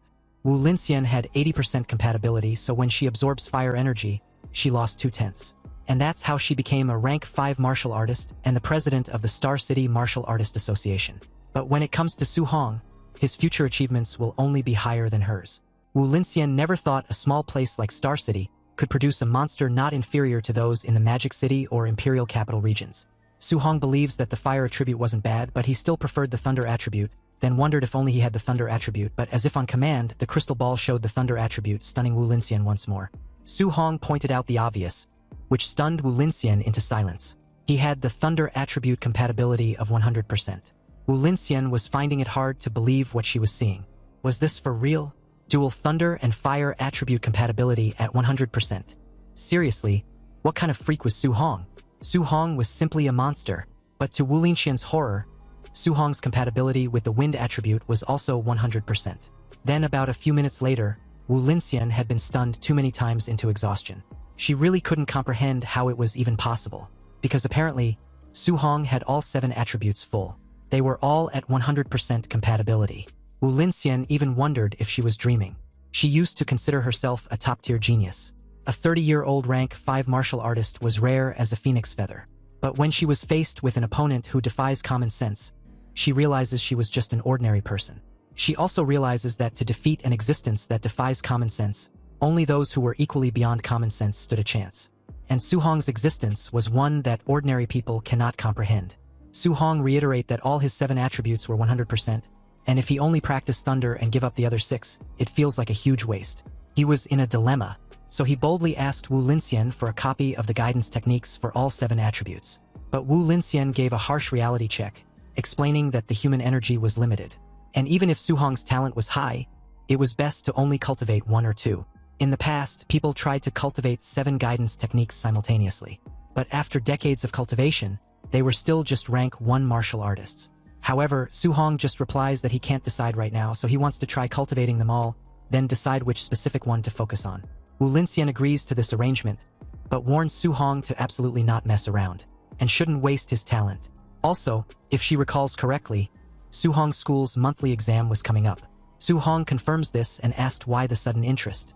Wu Linxian replies that recently, friction on the All Heavens battlefield has been intensifying, and a great war between the myriad races and the human race could break out at any moment. Because of this, nations are investing massive resources to form genius training camps. Wu Linxian wants to recommend Su Hong for one, and as long as he takes first place in the school's monthly exam, she can give him a recommendation slot. Su Hong had heard of the genius training camp and had suffered firsthand of the War of Myriad Races. You see, during that War of Myriad Races over a decade ago, the young Su Hong lost all his relatives except for his uncle and aunt. Su Hong agrees and promised to definitely work hard. He also promised himself that he would never let his uncle and aunt suffer that tragedy again. He must become stronger and protect everyone around him. The scene shifted to that very evening at Su Hong's home, where he announced to his uncle and aunt that he had become an official martial artist. The two immediately broke into tears, excited that their little Hong had really succeeded. This was wonderful news. He had a bright future and was so capable. A rank 1 martial artists get a monthly allowance of 10,000. So his uncle won't need to work so desperately anymore. His uncle agrees, commenting that little Hong is the pillar of their family now. He'll listen to whatever Su Hong says. Su Hong silently assured them not to worry. From now on, he will hold this family up. Late at night, Su Hong continued his cultivation, his eyes glowing with immense energy radiating off him in waves. He then took on a stance and punched the air as a small fire engulfed his fist, then immediately fizzled out into rising steam. He couldn't help wondering if what he just did was considered basic mastery of the guidance technique. And if it was, why didn't it have any power at all? The guidance technique section appeared on his system panel, so it looks like he did learn it, but the level was 1, which means it can be leveled up. Wu Linxian didn't mention this, but if the guidance techniques had levels, she definitely would have told him. Su Hong was left wondering if the guidance technique can only be leveled up by him using the system. Su Hong stared seriously at the glowing blue panel. He wondered how to upgrade guidance techniques and if they improved the same way as martial value. As he touched the window, a red warning flashed, insufficient martial value. Su Hong sighed. He decided to cultivate the other guidance techniques first and figure out how to earn more martial value later. He sat cross-legged on the rooftop, surrounded by books. Flames of spiritual energy burst around him, lighting up the area. Hours later, Su Hong's inner view showed 7 glowing points of spiritual chi. Each point represented a different technique, like thunder, water marsh, thick earth, and spirit wind. The 7 different attributes pushed against each other. Su Hong gritted his teeth, sweating. He understood why President Wu said a genius cultivating 7 techniques stayed tier 1 for decades. He continued to channel the power, trying to control the energy as flames rose around him. He noticed that while all 7 types of chi existed in his body, he could only use one at a time. A ball of fiery chi formed in his hand as he breathed heavily. The flames swirled in his hand. He realized that if he forced the second attribute, the forces would collide and cause a violent explosion. A huge explosion of energy shook the rooftop, making both attributes disappear. Su Hong narrowed his eyes. Could thunder and fire not be combined?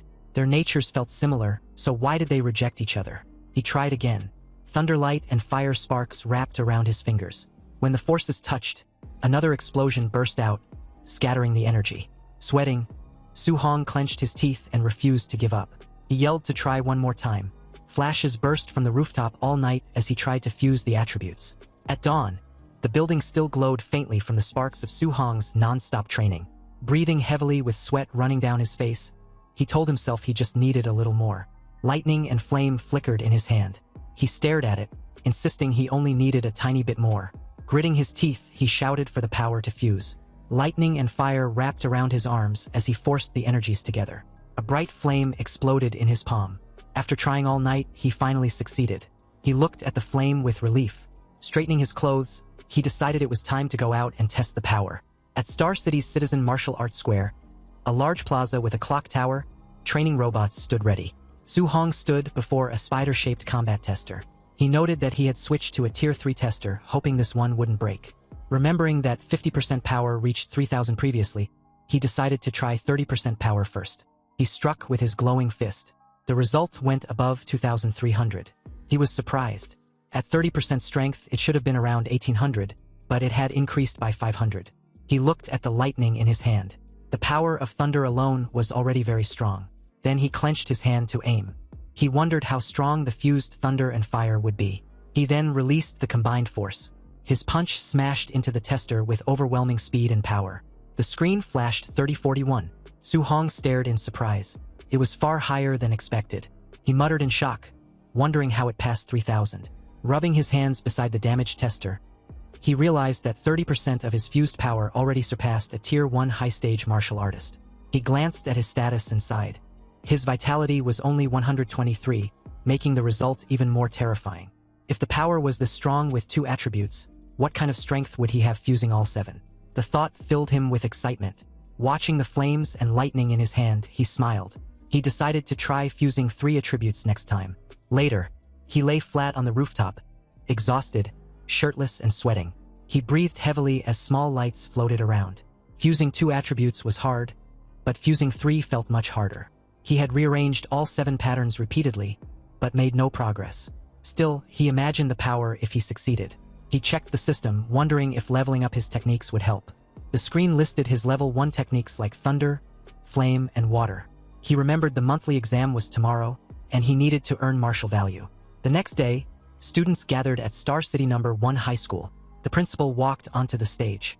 The principal announced this exam was different. Due to frontline pressure, a special training camp would now be held yearly to select geniuses. He explained the camp had resources like powerful arts, rare pills, and grandmaster instructors. The top 3 students in the exam would join the Star City training camp. The students became excited, shouting about the genius training camp. Others were shocked that a Tier 7 grandmaster might teach, since their principal was only Tier 3. Su Hong stared ahead tiredly. President Wu had said if he got first place, she would give him a spot. But didn't the top 3 all receive spots anyway? A friend told Su Hong that Chun Shan and Li Tu were now Tier 1 martial artists, and others had learned Thunder Rush Fist. Su Hong looked confused. He had only missed 10 days, yet they had already broken through. He explained that the principal asked instructor Chin Tian to give private lessons. Now Chun Shan and Li Tu's vitality exceeded 100, and their Thunder Rush Fist could echo 3 times. Suddenly, Chun Shan and Li Tu walked forward. One said he wanted everyone to know who the real genius was. The other replied that he hoped he would stay confident after being beaten down. As the principal left the stage, instructor Chen Tian asked if he found the genius who used the 9 Echoes Thunder Rush Fist. Principal Li said he searched everywhere but didn't think the person was from his school. While talking, they heard noise behind them and turned. A man in a black suit approached with 2 others. It was Jiang Ming, Su Hong's spear teacher, with Li Ming and Li Yan. Jiang Ming joked, asking Principal Li why he looked so sad. The principal asked why Jiang Ming was there. Jiang Ming smiled, saying the students looked weak. He brought 2 disciples and suggested letting the first-place students spar with them after the exam. Principal Li's expression tightened. Jiang Ming had come to embarrass him. If he refused, it would admit his school had no talent. Jiang Ming said the students looked weak so he would understand a refusal. Instructor Chin Tian snapped back, asking if Jiang Ming was looking for trouble. Nearby, Jiang Ming's student Li Yan pointed at the crowd. He told his teacher there was bad news. Su Hong was here. Jiang Ming was confused and asked which Su. Turning toward the students, he recognized Su Hong standing at the back. Jiang Ming shouted in surprise, realizing it was that same little monster. Su Hong looked at them calmly with a faint smile.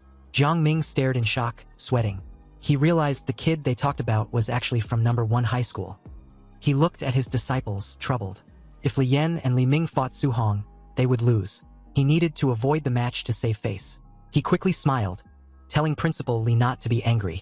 He said he was joking, and there would be no competition, calling his own disciples trash compared to the students. Li Yan and Li Ming immediately conceded. Principal Li and Instructor Chun were furious, thinking these men were mocking them sarcastically. Soon at the arena, a loud announcement called for match number 666, Su Hong, to begin. From the stands, Su Hong's friend watched anxiously. He noted Su Hong's opponent was a quasi-martial artist, which was unlucky. He shouted to Su Hong not to push himself or get injured so early. The opponent, Chun Peng, stepped forward. He asked if Su Hong planned to walk down or be beaten down. He clenched his fist to charge confidently, but before he could react, Su Hong moved.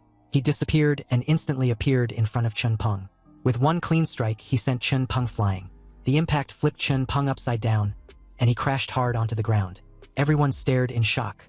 One student asked when Su Hong became so fierce, while others were stunned silent. Su Hong stood calmly in the smoke. Everyone realized he had defeated a quasi-martial artist in a single move. Su Hong stood calmly over his defeated opponent. The crowd shouted in disbelief, wondering how he became so strong, with some suspecting he was already a Tier 1 martial artist. They announced the final match would happen next. In the stands, Instructor Chun stared at Su Hong, confused about where this student came from and why he missed private tutoring. Principal Li blamed himself for failing to notice him earlier. Principal Li felt he had wasted a talent by not training Su Hong sooner. Instructor Chun mentioned Su Hong looked familiar, but couldn't remember where he had seen him. They turned their attention to the semi-final match between Chun Shan and Li Tu, noting the winner would be decided soon. Watching the fight, they saw the two were evenly matched, making the winner hard to predict. On stage, Li Tu warned Chun Shan that since they both used the 3 Echoes Thunder Rush Fist, Chun needed his strongest move to win. Li Tu then attacked with full force. Li Tu charged, slamming his fist down explosively. Chun Shan shouted as he blocked, the impact blasting wind across the floor. Chun Shan's fist burst with flames. He yelled at Li Tu to watch closely, declaring himself the school's true number 1. The students shouted in shock that Chun Shan had mastered attribute externalization. They recognized the powerful fire attribute, second only to thunder. Li Tu stepped forward with a smirk, energy flowing like water around his arm. He scoffed that attribute externalization was nothing special. The students gasped again, seeing Li Tu also had externalized attributes. His was metal, even stronger than fire in combat. Metallic chains swirled around Li Tu's fists as he dashed ahead to attack. His punches echoed 5 times. Chun Shan was shocked to see Li Tu unleash the 5 Echoes Thunder Rush Fist. A violent impact followed. Li Tu's strike blasted his opponent backward, sending shockwaves across the arena. Principal Li and Instructor Chun were stunned. Li noted Li Tu had hidden his strength, while Chun marveled that Li Tu mastered attribute externalization and the micro-level Thunder Rush Fist in just 10 days. Principal Li said the final was pointless. Su Hong couldn't beat Li Tu's metal attribute. Chun sighed, saying Su Hong might have had a chance if he knew a guidance technique. Jiang Ming confidently bet 50,000 on Su Hong. Shocked, Li called him crazy for betting on someone without a guidance technique. Chun laughed, happy to take the easy money. The final battle began. Li Tu against Su Hong. Students cheered, some for Su Hong, others urging Li Tu to win. The fighters stepped onto the stage. Li Tu told Su Hong he was lucky to reach the finals without facing him or Chun Shan earlier. Su Hong remained calm. After hunting beasts, these students seemed weak, but Li Tu finally looked like a worthy opponent. Li Tu grinned, calling Su Hong the second strongest. Su Hong simply asked who the first was. Li Tu stomped the ground, declaring that he was naturally number 1. He attacked, claiming one move would show the huge gap between them.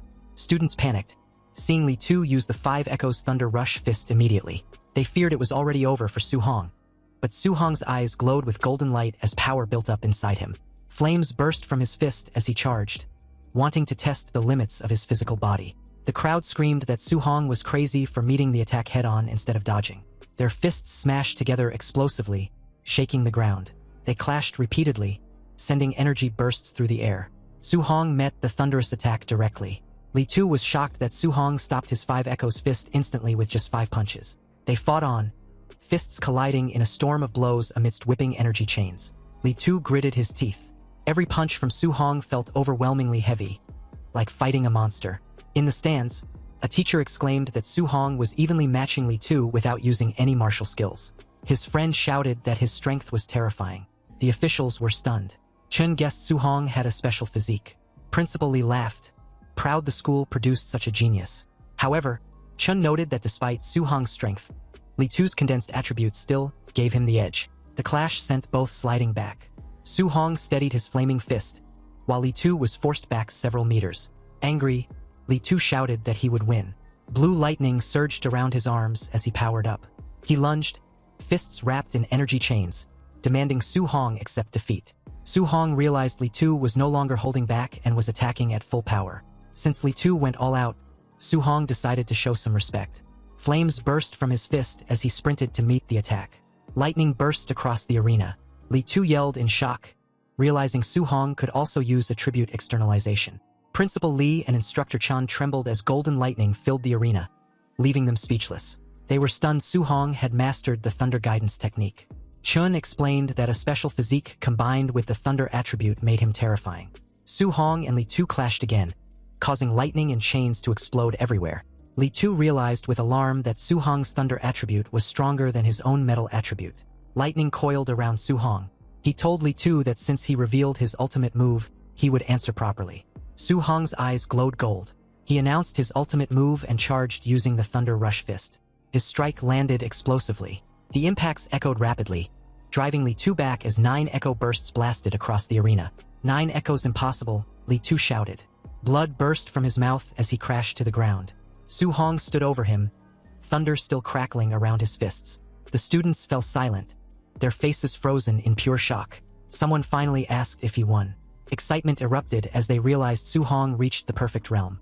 9 echoes surpassing even the teachers. Instructor Chun stuttered in disbelief. Principal Li trembled, declaring Su Hong not just a genius, but the dragon of Star City High. Chun wiped his sweat, imagining how devastated other geniuses in the training camp would be facing a monster like Su Hong. As Su Hong walked away, Chun admired him. He said a golden carp transforms into a dragon when it meets the wind. Star City was too small for him. Principal Li agreed. He predicted Su Hong would rise like a dragon, shining brightest in the imperial capital and the battlefield of 10,000 races. Anyway, Su Hong heads back home where his uncle had just finished making a simple dinner. He immediately asked how the exam went. With a grin, Su Hong said he'd taken first place in the monthly exam. His uncle stared at him for a second, then burst out in excitement. They were still celebrating when loud knocking suddenly hit the door. A woman's sharp voice came from the hallway, asking if this was Su Hong's home.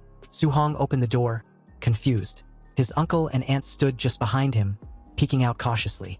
Outside stood a well-dressed woman covered in expensive jewelry. She introduced herself as Lin Nan's mother. She explained that only the top 3 students could enter the training camp. Her son had ranked 4th. Then she got straight to the point. She wanted Su Hong to give up his spot. She calmly pulled out a stack of cash and said she was offering 30,000 if he stepped aside. Su Hong and his family just looked at her. No one reached for the money. They looked more confused than tempted. When she saw that the cash wasn't working, her tone changed. She said the training camp was brutal and that people could die there. She added that with their poor background, it would be smarter to quit early. Other students, she claimed, had high-grade pills and resources that Su Hong could never afford. Her words made his aunt uneasy. She asked Su Hong quietly if it was really that dangerous. His uncle rubbed her back, trying to calm her down. Then he turned to Su Hong and seriously asked if he could truly promise he'd be safe. Su Hong stepped forward and said clearly that he could guarantee his own safety. The woman let out a mocking laugh and asked the uncle if he actually believed a kid's promise. His uncle didn't hesitate.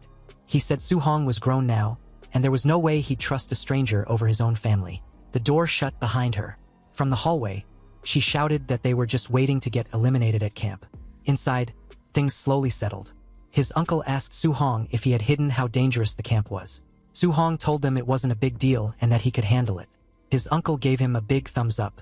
He admitted he was just an ordinary man, but if Su Hong had the courage to face something like this, then the family would back him all the way. Suddenly, his aunt smacked his uncle on the back, telling him to stop making it so dramatic. She said they didn't care about rankings or glory. They just wanted Su Hong safe. Su Hong nodded with a warm smile, hearing that made him feel lighter. Later that night, he stood alone on the rooftop looking over the city lights. He knew that even though his uncle and aunt said they supported him, they were still worried. He quietly promised himself he wouldn't let them down. If he wanted to protect their new life, he had to get stronger. He opened his system interface. He had gained 285 martial value points from the monthly exam, but it didn't feel like enough. His mortal body stat was at 36.1%. Thinking about the powerful geniuses at the training camp, he decided to focus on strengthening his body first. He started adding points to the mortal body stat. A red glow surrounded him as the percentage slowly climbed. When it stopped, steam rose from his body. His mortal body had reached 64.6%, still far from 100%. He wondered what kind of special physique he would unlock once it was complete. Then he noticed something unexpected. Both his Thunder Guidance Technique and Heavenly Flame Guidance Technique had quietly advanced to level 2. He realized he'd only practiced them casually for a few days. Maybe there weren't any special requirements. Maybe steady practice alone was enough. Curious, he decided to try leveling them again right away. Lightning gathered in one hand. Flames burned in the other. He focused and began training through the night.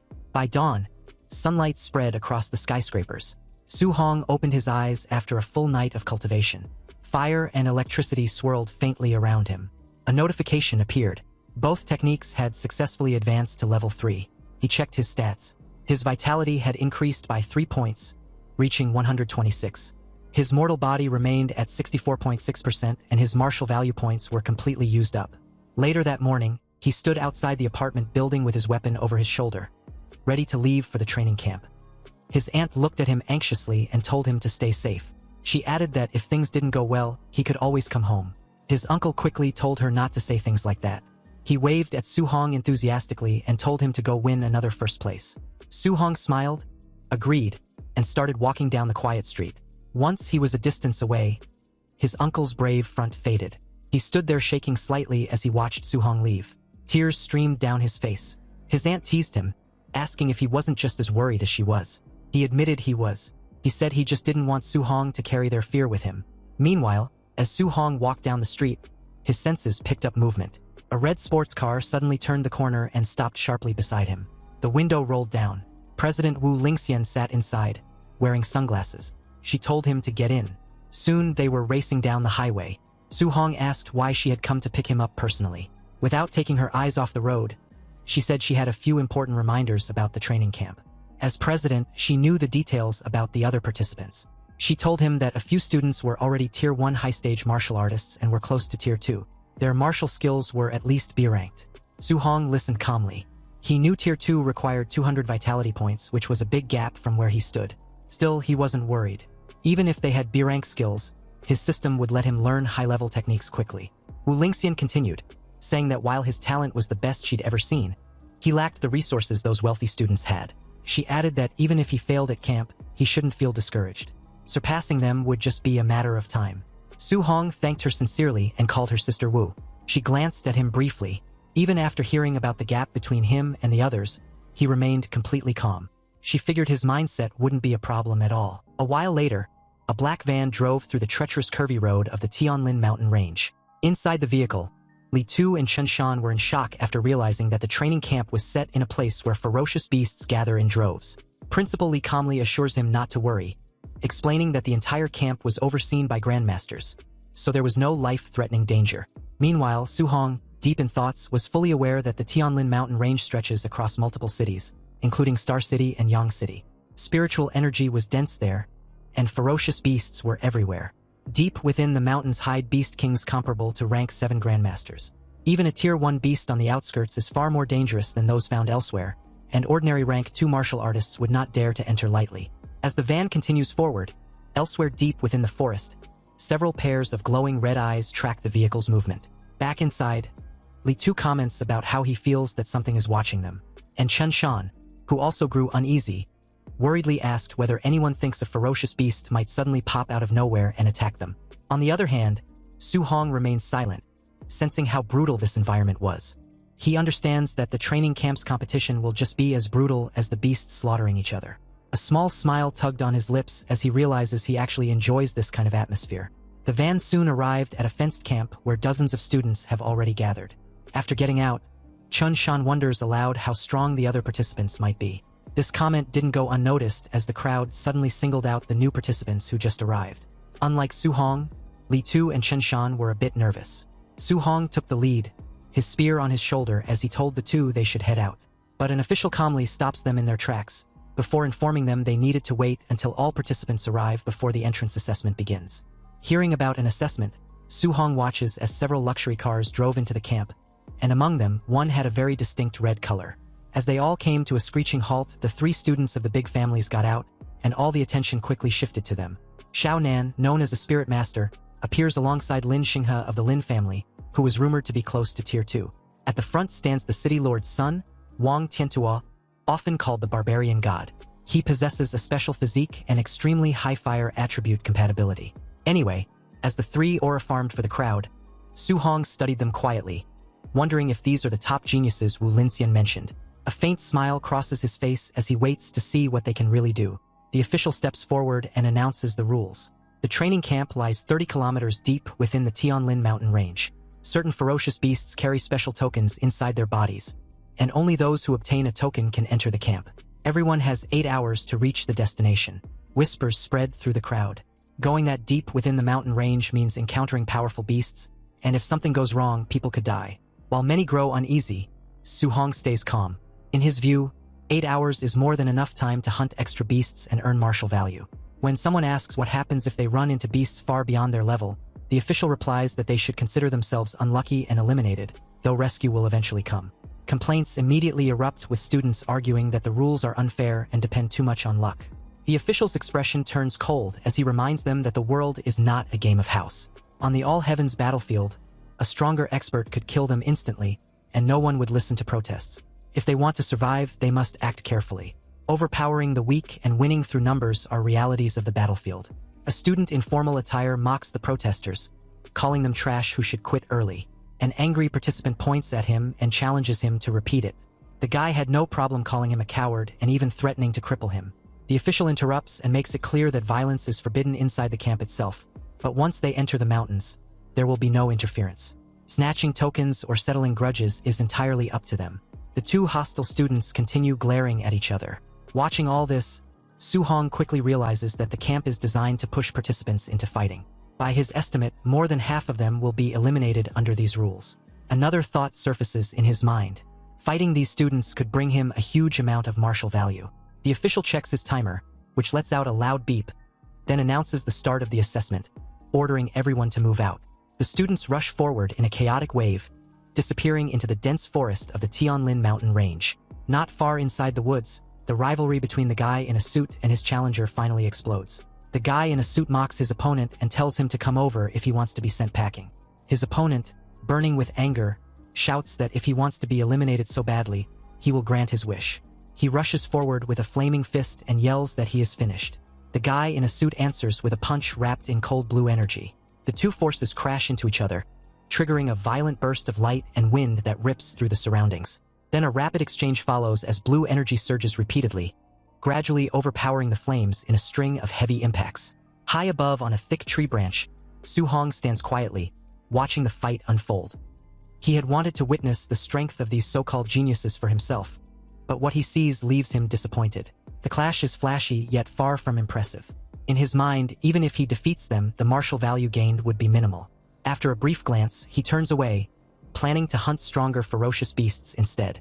Below, the guy in a suit starts mocking his opponent, saying that a pauper will always remain a pauper and questioning what hard cultivation can achieve compared to a family's generations of wealth. His opponent angrily tells him to shut up and stop dragging working-class people into it. The guy in a suit laughs and repeats the insult. The words make Su-hong pause mid-step. He slowly looks back, annoyed with the constant yapping, and on second thought, he decides that he wouldn't let this free martial value be wasted. He drops from the tree and lands smoothly in front of the 2 fighters. Telling them to stop fighting, he speaks in a calm and steady tone. Both participants stare at him in confusion. Standing there with a thick wooden club in hand, Su-hong casually suggests that they fight him instead. The guy in a suit grows irritated and calls him another pauper, warning that he will end up beaten as well. The other participant questions Su-hong's level to even dare interrupt them. Su-hong calmly tells them they misunderstand him. What he meant was that the 2 stop fighting each other and team up against him. The ill-tempered participant suddenly charges at Su-hong, infuriated that he was being looked down upon. Su-hong raised his leg, sidestepped, and kneed the guy in the gut. The poor bastard gasped in pain, his widened eyes highlighting his disbelief as he got trashed across the small space like a bullet, crashing into a tree. His opponent in a suit watched in utter speechlessness, unable to comprehend how it was even possible. The guy's strength was on par with his, yet he lost in a single move, meaning his defeat was also certain. He turned sharply in Suhong's direction and immediately noticed his impressive footwork. It was fast, and with his wooden club inches across his face, there was no dodging as he too got knocked out with a single brutal strike. He lost consciousness before he even hits the ground. Suhong towered them with his club resting on his shoulder, commenting that this was exactly what happens when people look down on ordinary cultivators. Elsewhere, inside a monitoring room, the staff watched everything on a huge digital screen. One guy pointed at the display and asked where Suhong had come from. He showed up in the middle of a heated duel and knocked out both guys. Another asked if the two unconscious participants on the ground counted as eliminated. Their supervisor explained that they did not. Since neither of them had asked for rescue yet, the test would keep going. Back in the forest, the cultivator in the suit slowly woke up. He held his aching face and noticed the other fighter sitting nearby. Instantly, he pushed himself backward and yelled for the man to stay away. Then he looked toward the direction Suhong had left and cursed that guy, saying he would definitely take revenge later. The short-haired fighter also sat up, looking annoyed. He said the loss only happened because he had underestimated the opponent. In his opinion, losing to a kid like that simply didn't make sense. For a while, the two former rivals sat quietly, staring at each other. Eventually, the short-haired fighter spoke first. He apologized for what he had said earlier and admitted the other man was actually strong. The cultivator in the suit responded the same way. He said the short-haired fighter also had impressive strength and apologized for mocking him earlier. After sharing the same embarrassing defeat, the two of them shook hands. Soon they were standing with their arms around each other's shoulders, calling themselves brothers. They quickly came up with a plan for revenge. The abandoned wooden club nearby would be perfect for giving that kid a few solid hits to release their anger. Meanwhile, Suhong ran through the forest at high speed. Suddenly, he stopped when a group of Tier 1 initial stage giant-toothed wild boars rushed out from the bushes. Seeing them again, Suhong muttered that he had run into another pack. He wondered how many of these creatures he had already seen in the Tianlin mountain range. The boars charged toward him with heavy pounding steps. Suhong's eyes flashed with a golden light as he launched his Thunder Rush fist, 9 echoes sending yellow lightning bursting forward. The attack cut through the group in a massive golden blast of energy. When the dust cleared, system messages appeared around him, informing him he'd gained 32 martial value. Suhong thought about how defeating martial artists used to give dozens of points. Now the rewards were getting smaller as his strength increased. He shrugged it off and decided the real goal was finding tokens. He started cutting open the boar carcasses, remembering that the dozen beasts he killed earlier hadn't carried any tokens either. After wiping the blood from his hands, he confirmed that none of them had one. Suhong concluded that only stronger beasts probably carried tokens. Half an hour later, he moved deeper into the forest, jumping between trees while searching the area. When he first entered the 5-kilometer zone, he could find more than a dozen low-level beasts every hour. Now he couldn't see a single one. At that moment, a massive Tier 1 high-stage Nethernight black tiger suddenly lunged out with a loud roar. Suhong quickly avoided the attack and recognized the beast right away. Blue energy gathered around his finger as he used Void-Breaking Finger. The strike landed directly on the tiger. The beast cried out as the force smashed it into the ground, cracking the earth beneath it. To finish the fight, Suhong thrust his spear straight into the tiger's head. A message appeared, martial value plus 35. Suhong commented to himself that with his current strength, defeating a Tier 1 high-stage beast felt extremely easy. He then searched through the tiger's stomach and finally pulled out a red and gold token covered in blood. Looking at it, Suhong remarked that it had taken almost 3 hours just to find a single one. Thinking about it, he compared the situation. Low-level boars appeared everywhere, while high-stage beasts like this tiger were rare. The stronger beasts gave more value, but there were far fewer of them. After considering it for a moment, Suhong decided that quantity was the better option. Hunting lots of weaker beasts near the outer areas would let him gather martial value much faster. With 5 hours left in the assessment, Suhong headed out again.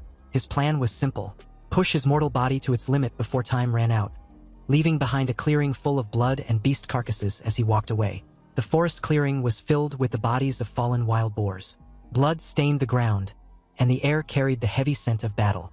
Suddenly, a huge bear burst out with a thunderous roar and rushed straight at Suhong.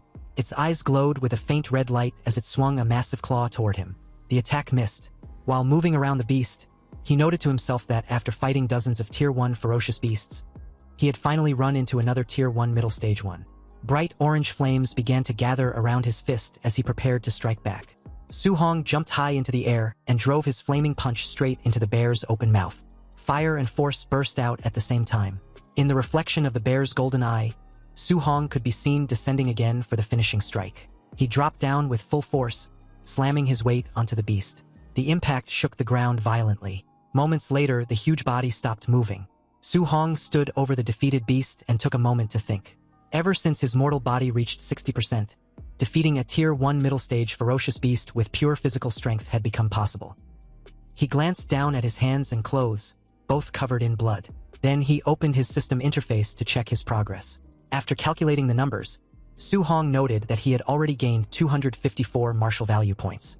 He still needed a little more than 100 points to fully max out his mortal body. Looking at the remaining time, Su Hong saw that over 3 hours were still left in the assessment. He picked up his spear, ready to continue hunting and gather enough martial value. Right then, several thunder-like booms suddenly echoed across the forest. Su Hong immediately looked toward the sky. Sweat formed on his forehead as he asked out loud what kind of noise that was. Above the forest, a massive golden bird with glowing wings flew across the sky, its enormous shadow covering the land below. Su Hong stared at it and wondered what kind of ferocious beast it could be. After watching it for a moment, he guessed that it might actually be the legendary Golden Rock Beast King. The giant bird released a sharp, piercing cry. With a powerful flap of its wings, a huge shock wave spread across the forest. Trees bent and snapped while dust rose everywhere. Su Hong planted his spear into the ground and held on tightly to keep his balance against the powerful force. Watching the scene, he commented to himself that the Beast King's strength was terrifying. Even a simple flap of its wings had created such an enormous shock wave. A violent crash echoed as a massive tree split apart, its trunk snapping under immense force. Su Hong leaped onto a broken stone as a shock wave rushed past. Wind roared around him while he steadied himself, looking to the sky and wondering what beast could cause this.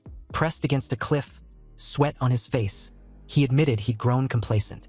Faced with such overwhelming power, he realized he was just an ant to top-tier experts. Then his eyes widened. He saw something else approaching high in the air. The Golden Rock Beast King hovered on spread wings. A second figure approached, also shining with golden light. It was rank 7 Grandmaster Qin Tianli, wrapped in a fierce flaming aura. He announced himself as Qin Tianli, saying he was borrowing the territory and asked why the Beast King returned. The Golden Rock Beast King swooped down, claws extended. It shouted it never agreed to lend its territory. Qin Tianli shot forward like a golden firestorm. He yelled he would beat the Beast King until it agreed, and the two forces collided in midair. The rock's wings flashed gold as it twisted. Qin Tianli's punch exploded against its feathers, and the beast beat its wings again with a sharp cry. Light spiraled around it, forcing Qin Tianli back with a shock wave. He steadied himself, irritated by the noise. Yelling the rock was too noisy, he rushed in again. A rapid series of impacts followed.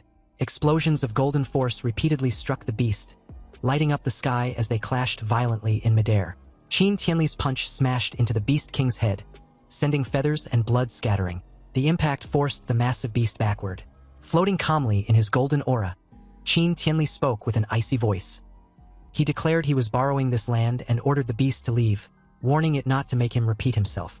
The beast screeched angrily as it flew away, yelling for Qin Tianli to wait.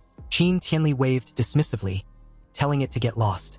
As the beast disappeared, Qin Tianli took a slow breath, golden light swirling around him. His voice echoed across the area. He announced he was rank 7 Grandmaster Qin Tianli and told the trainees not to panic as the assessment would continue. Far below, Su Hong looked up in shock, watching golden rings of power spread through the sky. He wondered if this was the true strength of a rank 7 martial artist.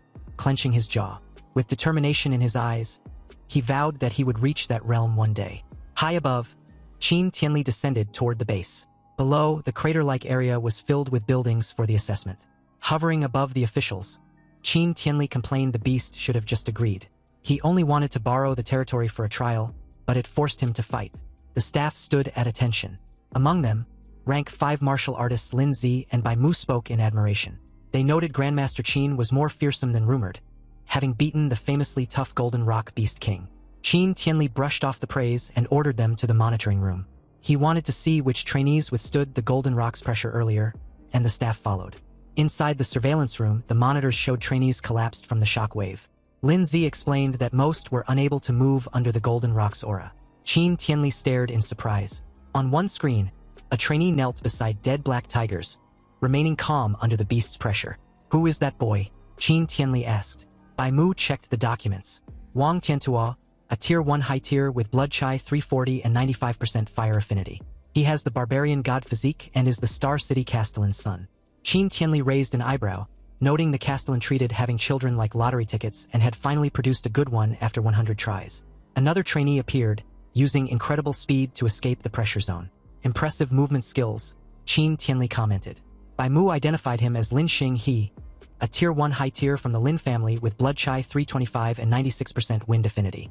The footage showed a girl using a glowing barrier to shield herself. Qin Tianli noted she was a spiritual telekinetic, skillfully using her power to resist the pressure.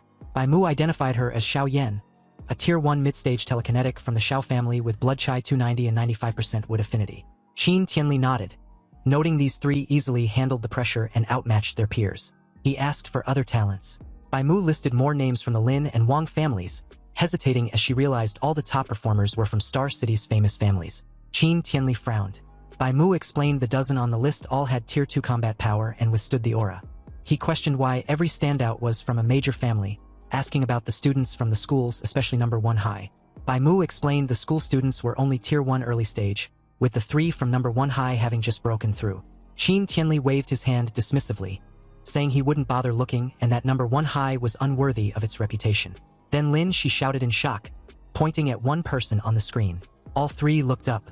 The screen showed Su Hong cutting down a beast. They were shocked he still had the strength to hunt after experiencing the Golden Rock's pressure. Bai Mu trembled and stuttered. That's Star City number 1 high's monster. Lin, she scolded her, telling her not to make a fuss in front of the Grandmaster. Qin Tianli was silent, but after Lin, she glanced at the report. He also began shaking and repeated with wide eyes, monster. Qin Tianli glanced at them, reminding the 2 rank 5s they should have seen plenty of geniuses. He asked why they were making such a fuss, awkwardly adding that their temperaments weren't steady yet. But when Qin Tianli read the report, his own eyes widened in shock. He screamed internally, wondering if the boy was even human.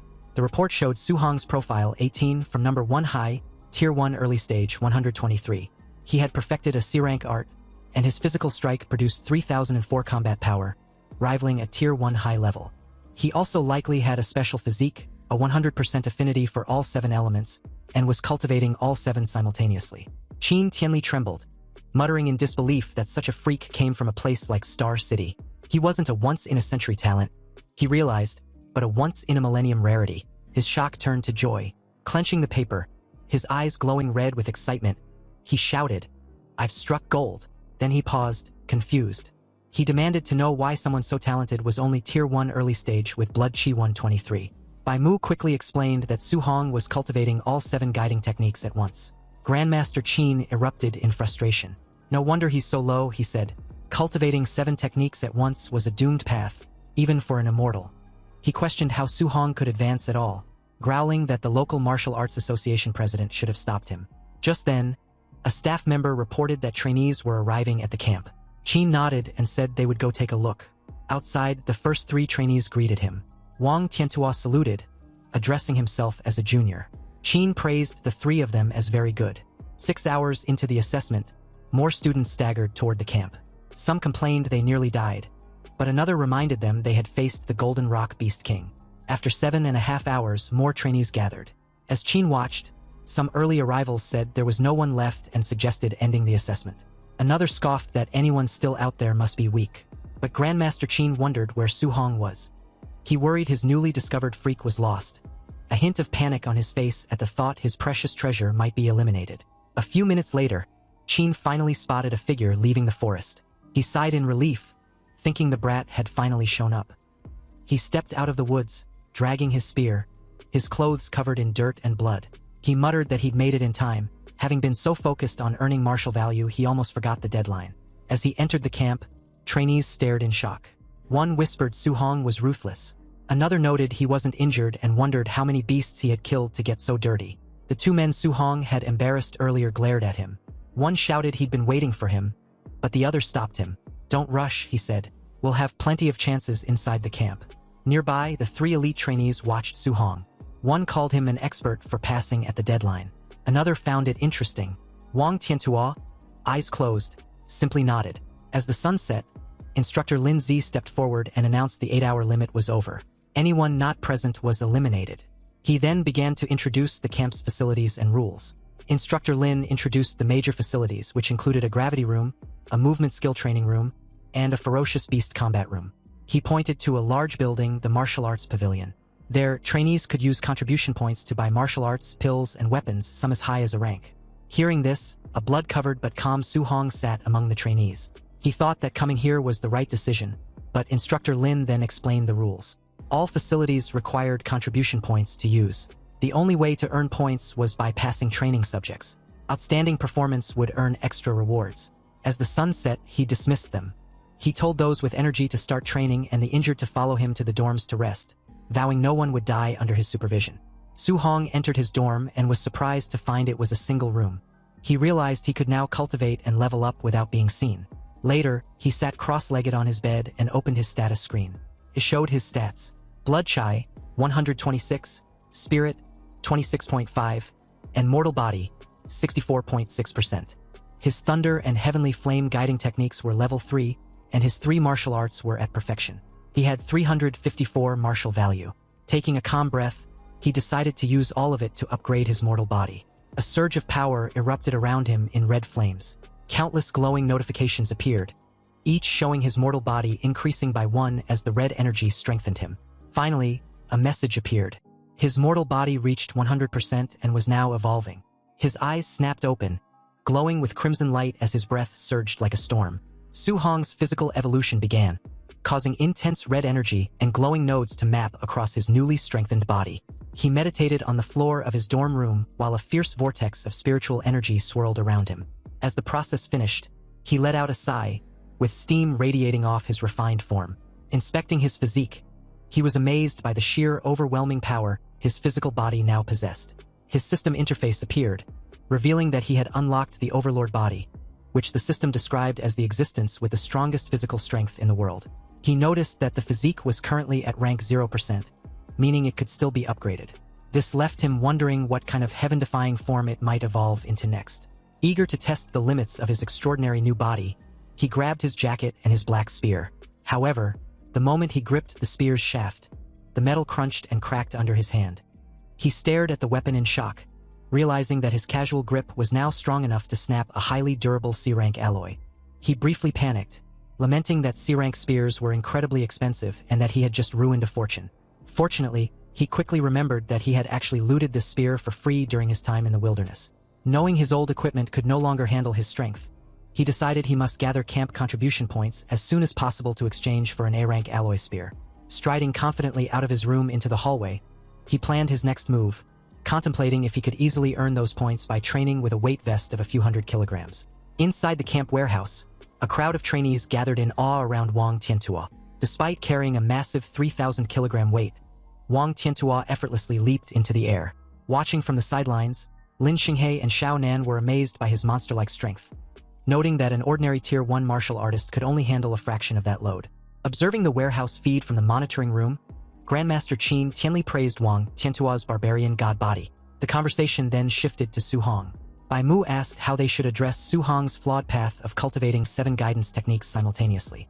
Knowing that directly confronting a proud genius would likely backfire, Qin Tianli decided to make Su-hong realize his mistake the hard way. Qin Tianli asked Instructor Lin Zhe about the progress of a secretly planned night raid meant to ambush the trainees.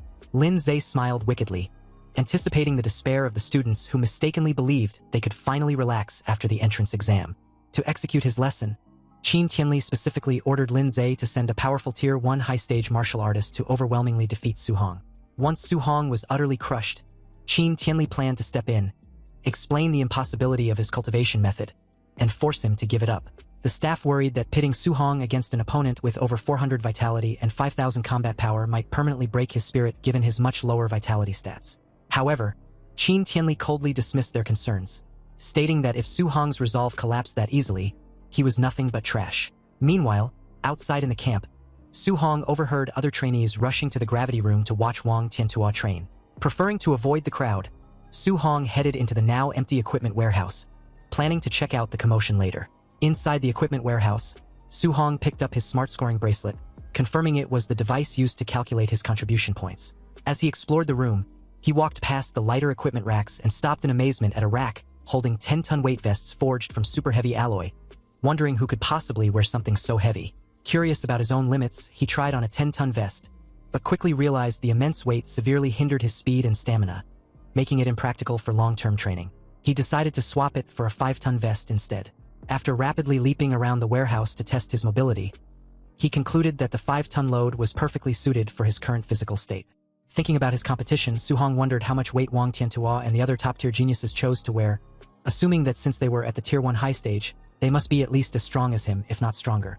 Hoping to learn from their cultivation methods, he left the warehouse to go observe them. Outside, a large crowd was gathered in front of a pyramid-shaped gravity room. The trainees were astounded that Wang Tiantuo had entered the facility without taking off his 3-ton weight vest. A monitor displayed Wang Tiantuo straining inside the room under 2 times normal gravity, which the crowd noted effectively turned his 3-ton vest into a grueling 6-ton load. Standing at the back of the crowd with his arms crossed, Su-hong was genuinely surprised to hear that Wang Tiantuo's base vest was only 3 tons. Considering that weight to be incredibly light compared to his own comfortable 5 tons, Su-hong realized he had completely underestimated the sheer toughness and superiority of his newly evolved overlord body. Su-hong approached his former schoolmates, Chun Shan and Li Tu, and asked why they weren't going into the gravity room to cultivate. Looking defeated, the two explained that the massive gap in strength between them and the top-tier geniuses made them feel completely inadequate, and they feared the embarrassment of being compared to them if they trained right then. Su-hong sighed and patted one of them on the shoulder, disappointed that they would let their pride and fear of comparison stop them from improving. Ignoring their warnings to wait until the crowd left, Su-hong confidently walked toward the brightly lit pyramid-shaped gravity room. The gathered onlookers immediately began to mock him. Assuming he was trying to arrogantly surpass Wang Tiantuo's record, they called him brainless and shameless, especially since he didn't appear to be wearing a weight suit. Unbothered by their taunts, Su-hong stepped through the entrance, reflecting that such expensive, heavily funded facilities were usually restricted to elite aristocratic families. Making this a rare opportunity he refused to let slip by. Inside the high-tech room, Su-hong evaluated his limits. He calculated that because he was secretly wearing the 5-ton weight vest under his tracksuit, setting the room to double gravity would subject his body to 10 tons of force, a crushing load he could only endure for about 10 minutes. Deciding to pace himself so he could train for a longer period, he adjusted the control dial to 1.5 times normal gravity instead. Instantly, the increased pressure hit him and he grunted as his body strained to brace against the heavy, invisible force. Completely unaware of his hidden 5-ton vest, the crowd outside watched his struggles on the monitor and laughed. They mocked him for barely being able to handle a mere 1.5x gravity without any extra weights, cementing their belief that he was just weak, since he had been the last to finish the entrance assessment. Meanwhile, completely focused on his training, Su-hong sat cross-legged on the floor, surrounded by a fiery red aura. He realized that while the intense pressure made cultivating his guidance techniques significantly more difficult, the high-end facility was doing its job perfectly, as his cultivation speed had drastically accelerated.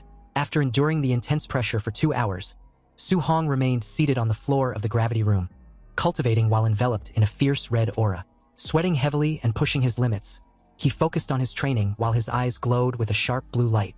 His strenuous effort yielded significant results when he checked his system panel. He noted with satisfaction that his water, earth, and wind guidance techniques had all leveled up by 1, and his vitality had jumped from 126 to 130 points.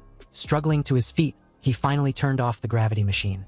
Impressed by the room's effectiveness, he eagerly considered how beneficial the camp's movement technique and ferocious beast rooms would be. Utterly exhausted, he stumbled out of the facility, wiping the thick sweat from his face.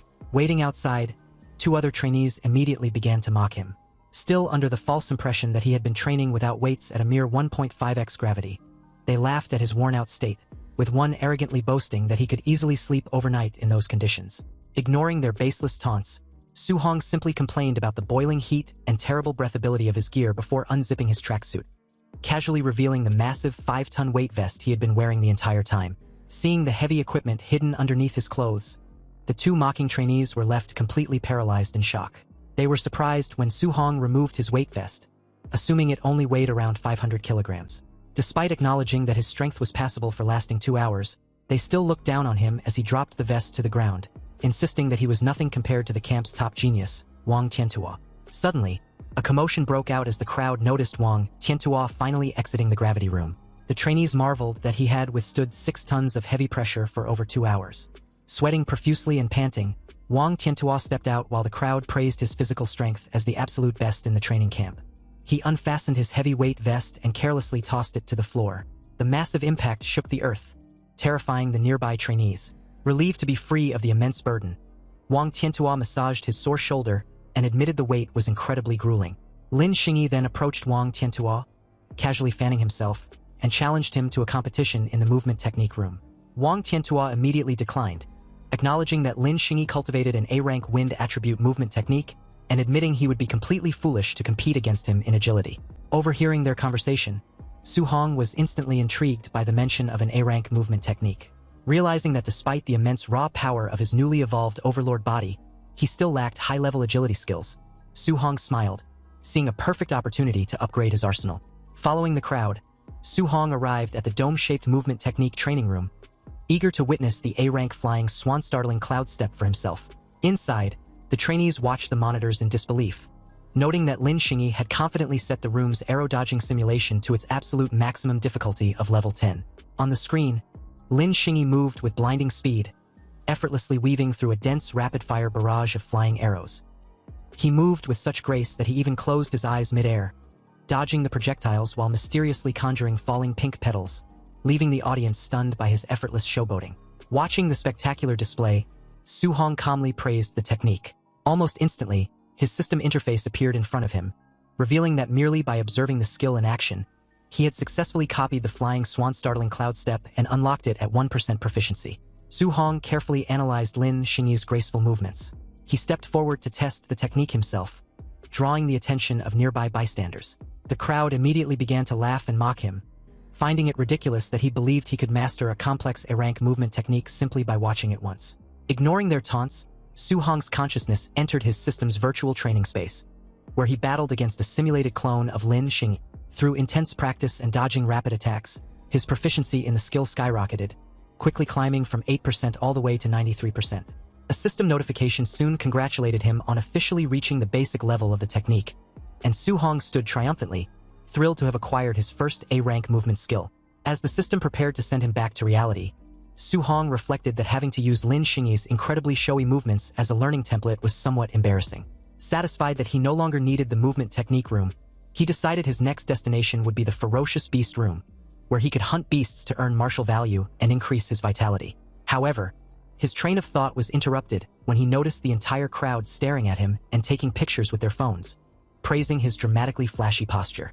To his absolute mortification, Su Hong realized that while he was training in his mind, his physical body in the real world had been acting out all of the exaggerated showy poses. Deeply embarrassed, he sprinted away from the area at top speed, ignoring the crowd's cheers, asking him to perform again, and silently vowed to never use Lin Xingyi as a template again. As he dashed off, Su Hong's sharp senses picked up the feeling of being followed. Trailing a short distance behind him were the student in the suit, now armed with a wooden club, and the rugged student he had defeated during the entrance assessment. Having tracked Su Hong's path toward the ferocious beast room, the two vengeful trainees plotted to block the exit and ambush him the moment he came out. Arriving at the large facility known as the ferocious beast room, Su Hong noticed a large crowd gathered outside. Near the entrance doors, he overheard a tense exchange between Wang Tiantua and Xiao Nan. Wang Tiantua laughed, noting that Xiao Nan wanted to compete with him in hunting beasts to determine who was truly the #1 trainee in the camp. Wang Tiantua arrogantly asked if she genuinely believed her spiritual telekinesis could defeat his barbarian god body, feeling underestimated. In response, Xiao Nan confidently retorted that he was the one underestimating the true power of a spirit master. Intrigued by the mention of a spirit master, a fighting style he had never seen before, Su Hong decided to delay earning his own martial value so he could observe her techniques first. Looking through the observation window into the simulated forest environment, Su Hong was completely shocked to see Xiao Nan gracefully walking down from the sky toward a pack of black tigers. He marveled at this, knowing that walking on air was a miraculous feat typically restricted to high-level grandmasters, and realized this must be the unique power of a spirit master. With a simple glowing motion of her outstretched hand, Xiao Nan summoned her power. Instantly, several streaks of blinding golden light shot forward, simultaneously piercing the skulls of 3 Tier 1 high-stage black tigers. Su Hong watched in awe as the beasts were killed instantly, wondering what the mysterious flowing light was made of. Suddenly, a massive, terrifying bear-like beast enveloped in a red aura roared and attempted to ambush Xiao Nan from behind. However, the beast was instantly stopped in its tracks, its eyes widening in shock. Xiao Nan used her spiritual telekinesis to forcibly lift and paralyze the giant creature in midair, leaving Su Hong amazed by her ability to effortlessly bind such a massive enemy. With a swift wave of her arm, Xiao Nan directed the golden light to cleanly pierce straight through the suspended beast's head, executing it on the spot. Observing the battle closely, Su Hong finally realized that the deadly streaks of light were actually daggers being manipulated remotely by her mind. Trembling with a mix of excitement and realization, Su Hong concluded that a spirit master's ability to walk on air, bind enemies, and telekinetically control weapons from a distance made them ridiculously overpowered, allowing them to easily crush ordinary martial artists. The crowd of trainees, along with Su Hong, watched the observation monitor in disbelief as someone questioned the sudden appearance of a colossal weapon on the screen. The feed showed Xiao Nan standing before a massive snake beast, effortlessly summoning a giant, glowing golden sword out of thin air. With a swift, commanding downward swing of her arm, the enormous golden blade dropped, slicing the giant snake cleanly in half. Observing this impossible feat, Su Hong was completely bewildered. He noted that she wasn't carrying any weapon earlier, and reasoned that a physical sword of that magnitude would weigh several tons, making it far too heavy to wield so easily. Stepping into the conversation, Lin Xingyi casually approached the group while fanning himself. He calmly clarified that the giant sword wasn't a physical weapon at all, but rather a highly advanced A-rank martial skill exclusive to spirit masters. Hearing this, the crowd was astounded that yet another A-rank skill had been revealed. Someone turned to Lin asking how all the top geniuses seemed to possess such rare techniques, and wondered if Wang Tiantuo had one as well. Lin Xingyi confidently confirmed that Wang Tiantuo did indeed possess a devastatingly powerful A-rank offensive martial skill, causing the surrounding trainees to despairingly call the elites heaven-defying monsters. However, rather than feeling intimidated by the massive gap in resources, Su Hong broke into an eager smile. Realizing that the training camp was overflowing with elite A-rank martial skills just waiting to be copied by his system, he happily concluded that coming to the camp was the best decision he could have made. The trainees watched the monitor as Wang Tiantuo obliterated a Tier 1 high-level ferocious beast with a single punch. They quickly realized that the elite trainee was relying purely on his immense physical strength rather than using any actual martial skills. Since there was nothing to copy from Wang Tiantuo at the moment, Su Hong turned away, deciding to find another opportunity to learn from him later. Inspired by Xiao Nan's display of power, Su Hong opened his system panel to check his own attributes. He noted that his spirit stat was only at 26.5. To become a spirit master, he needed his spirit stat to exceed 100, leaving him 73.5 points short. Calculating that he needed exactly 735 martial value points to bridge this gap, he gathered blue energy in his hand and eagerly resolved to go on a massive monster-killing spree to farm the necessary points. Meanwhile, the student in the suit and the rugged student were still secretly tailing him. They watched as Su Hong entered one of the testing arenas inside the ferocious beast room. Noticing that the rest of the camp was completely distracted by Wang Tiantuo and Xiao Nan's training, the two vengeful trainees concluded that no one would interfere. They decided this was the perfect opportunity to corner Su Hong inside and ruthlessly beat him up. As they prepared to ambush him, the rugged student suddenly cried out in alarm, prompting the suited student to nervously shush him so they weren't discovered. The rugged student pointed up at the large observation monitor mounted above the facility's entrance. The two stalkers were absolutely horrified by what they saw on the screen. Su Hong was casually standing in the arena, surrounded by a towering red-eyed bear monster, giant armored scorpions, and massive stone-skinned beasts. They realized in utter disbelief that Su Hong had simultaneously challenged more than 10 Tier 1 high-stage ferocious beasts at once, leaving them wondering if he had completely lost his mind. The two panic, and they start thinking of even getting an instructor to save Su Hong. However, to them, it is too late for Su Hong because they are convinced he is going to be torn to shreds by the monsters. Now in the beast's room, Su Hong teases the monsters, causing them to rush at him at the same time. Su Hong leaps backward to dodge the initial attack from the enemies before lunging toward them. He punches the monsters so hard that their insides are torn apart. The two are left speechless because Su Hong is tearing apart monsters that even mid-grade martial arts would find really hard to do. Just then, one of them notices that Su Hong is using a familiar footwork, and it then dawns on them that he has already copied Lin Xingyi's technique, which he is now using. The two start arguing because it is not possible for them.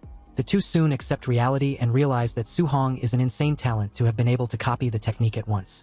One of them immediately suggests that they forget about their vendetta mission, and his colleague doesn't even object to this. Suddenly, the other guy wants to rethink his decision, but his friend points to what Su Hong just did inside the training room. They stare into the distance to see that Su Hong has taken down all of the beasts in just a few minutes. Su Hong, on the other hand, is checking out the points that were given to him after defeating such high-level beasts. He realizes that it is not that much, which confirms his assumption that the stronger he is, the harder it is for him to accumulate points. Before he can even get a minute of rest, more monsters troop out from their hiding place, and Su Hong quickly gets back on his feet because he doesn't have the luxury of resting. In the next instant, a giant beast lunged downward from above, claws extended. But Su Hong did not panic. His expression remained steady. A golden glow ignited around his fist as energy gathered rapidly. Using his Vajra fist, he stepped forward and threw a powerful punch that collided with the descending beast. A burst of golden light exploded outward as multiple beasts were struck at the same time. He landed in the middle of those beasts as golden energy spiraled around him, expanding violently. Seeing his power, the remaining beasts hesitated. The monsters began to retreat, but Su Hong did not let them escape. He launched himself forward as a faint smile appeared on his face. He demanded to know where they thought they were going and ordered them to hand over all their martial value. His body shot through the air at incredible speed as he reached out with one hand. He grabbed onto the thick tail of a fleeing scorpion beast. With a violent motion, he swung it around. The massive creature crashed into the surrounding beasts, sending their bodies flying across the battlefield. Outside, the two guys watched in horror, and neither of them spoke. After a long moment, one of them forced a smile and said he wondered when this cycle of vengeance would ever end. He said he had decided to forgive Su Hong. The other immediately agreed, suggesting they should slip away quickly before Su Hong noticed them once more. Otherwise, they might end up beaten half to death like previously. While they were going, they passed by a crowd gathering in front of the screen showing Wang Tiantua and Xiao Yan's fight. Someone shouted that a 9-tier 1 high-stage ferocious beast had been hammered to death by Wang Tiantua in less than 10 minutes. Another voice added that Xiao Yan had stood completely still and killed a full 8-tier 1 high-stage ferocious beasts. The crowd buzzed with shock. Just then, someone noticed the two and asked if they were back already. He asked if they have gotten their revenge. The two exchanged nervous glances. One of them scratched the back of his head and laughed awkwardly, saying yes. Both of their expressions stiffened completely as they admitted the truth in their minds. If they had not been clever enough to retreat in time, they would have been lying on the ground like dead dogs right now. They complained that this training camp was outrageous. It was filled with heaven-defying monsters everywhere. Just then, the massive doors of the training ground opened as Wang Tiantua and Xiao Yan stepped out. Xiao Yan was surprised to see that Wang Tiantua had killed so many ferocious beasts. She said that even with the overlord body, he must be exhausted. She asked how many contribution points he had earned. Wang Tiantua glanced at his wrist display and announced that he had earned 280 points. Xianhan also checked her own screen and said she had 270 points. Hearing this, the surrounding crowd instantly fell into an uproar. After all, a Tier 1 high-level ferocious beast was only worth 5 contribution points. If calculated that way, the two of them must have killed 50 or 60 high-level ferocious beasts. Wang Tiantua then checked the results of the weight vests and said that the contribution points for the weight vest had been settled at 100 points. Xiao Yan looked at her display and said she only had 50 points from it. Around them, other students began checking their own scores, and the highest was 30 points. The gap between them was painfully obvious. Just then, Lin Xinghe appeared and asked Wang Tiantua and Xiao Yan who had won their ferocious beast hunting competition. Xiao Yan pointed at Wang Tiantua and answered that it was him. The crowd remarked that Lin Xinghe's points must also be heaven-defying. They believed everyone else could only fight for 4th place. Hearing everyone, the two guys who had seen Su Hong's power smiled. They called all those people ignorant because they knew that there was an even more terrifying monster in the training camp, someone standing above those 3 so-called monsters. On the other hand, at Su Hong's side, 1 hour later, the battlefield had turned into a gruesome scene. The walls and surroundings were splattered with blood, and the bodies of ferocious beasts lay piled across the ground. The air felt heavy, filled with the aftermath of intense battle. On top of those corpses sat Su Hong, his body covered in sweat. He exhaled in exhaustion and let out a long breath. After continuously killing ferocious beasts for over an hour, even with his overlord body, he could feel the strain taking over. Even after everything, he was still far from reaching 735 martial value points. He then checked his training watch for points. Despite the exhaustion, he had gained 700 contribution points. He wondered what kind of rewards he could exchange for them at the martial art pavilion. Su Hong arrived at the martial art pavilion. Inside the martial art pavilion, behind a long wooden counter, a receptionist in a pink suit lazily leaned back in her chair, resting her chin on her hand. Across from her, Su Hong stood calmly, flipping through a thick catalog. His eyes scanned the list carefully. A Tier 1 vitality pill was for 10 points. A Tier 1 blood recovery pill was for 20 points. A Tier 1 spirit gathering pill was for 30 points. Another Tier 1 spirit gathering pill was for 50 points. He continued turning the pages and saw that an A-rank martial art explosive palm was for 2,000 points. Another A-rank martial art, Bone Netherfire Fist, was for 288 Edward points. Then another A-rank martial art, Startling Swan Heavenly Roam, was for 3,000 points. Looking at it, Su Hong thought that A-rank martial arts were extremely expensive. The cheapest one cost 2,000 points. Compared to that, the prices of the pills were still acceptable. Especially since there were spirit-gathering pills available here, the receptionist looked at him with mild curiosity and asked whether he had decided what to exchange for. She examined him briefly and assumed he was only at the Tier 1 initial stage. In her mind, she guessed he probably could not afford to exchange for anything significant. Ignoring her assumption, Su Hong then asked calmly whether the spirit-gathering pills referred to the kind that could increase spiritual power. The receptionist said yes and explained that the spirit-gathering pills were only effective the first time they were taken. The higher the grade of the pill, the better the improvement effect. Hearing that, Su Hong immediately checked the book. He saw that the highest grade of spirit-gathering pill available there reached Tier 4, costing 500 contribution points.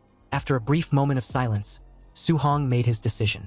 He asked the receptionist to give him a Tier 4 spirit-gathering pill. Hearing this, the receptionist froze, her eyes widened in shock as she blurted out, telling Su Hong that a Tier 4 spirit-gathering pill cost 500 contribution points, not 50. She quickly checked his contribution balance. The number displayed 700 points clearly in front of her. She was stunned seeing that he actually had a full 700 contribution points.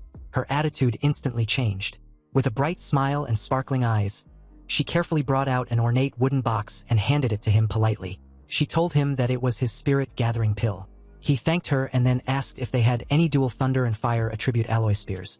Without missing a beat, she nodded enthusiastically, saying they did have them for only 200 points. She thanked him warmly for his patronage, calling him handsome with a cheerful expression. Outside, the night sky stretched wide and clear as Su Hong returned to his room. Inside, a showcase of his new spear showed a C-rank dual thunder and fire attribute spear named the Thunder Fire Spear. Later that night, Su Hong reviewed his progress. His vitality and guidance techniques had improved again. He had also obtained 490 martial value points.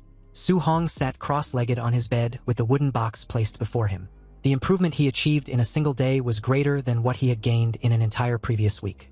Still, after calculating carefully, he realized that his spiritual power stood at 26.5. Even with 490 martial value points, he was still 25.5 points short of reaching 100. He opened the box to find the Golden Spirit Gathering Pill. He picked up the pill and looked at it steadily. He hoped the Spirit Gathering Pill could provide at least 25 points of spiritual power improvement. With determination in his eyes, he ate the pill, thinking that no matter what, he was going to become a spirit master. The next second, the Tier 4 Spirit Gathering Pill dissolved inside his body. The instant he swallowed it, its effects manifested immediately. A surge of vibrant green energy burst forth from within him. Spiritual power radiated outward as streams of luminous energy flowed through his meridians, converging at his core. The energy spiraled steadily, filling his entire body with warmth and vitality. Su Hong felt the exhausted nerves throughout his body gradually relax. A deep sense of comfort spread from within, soothing every part of him.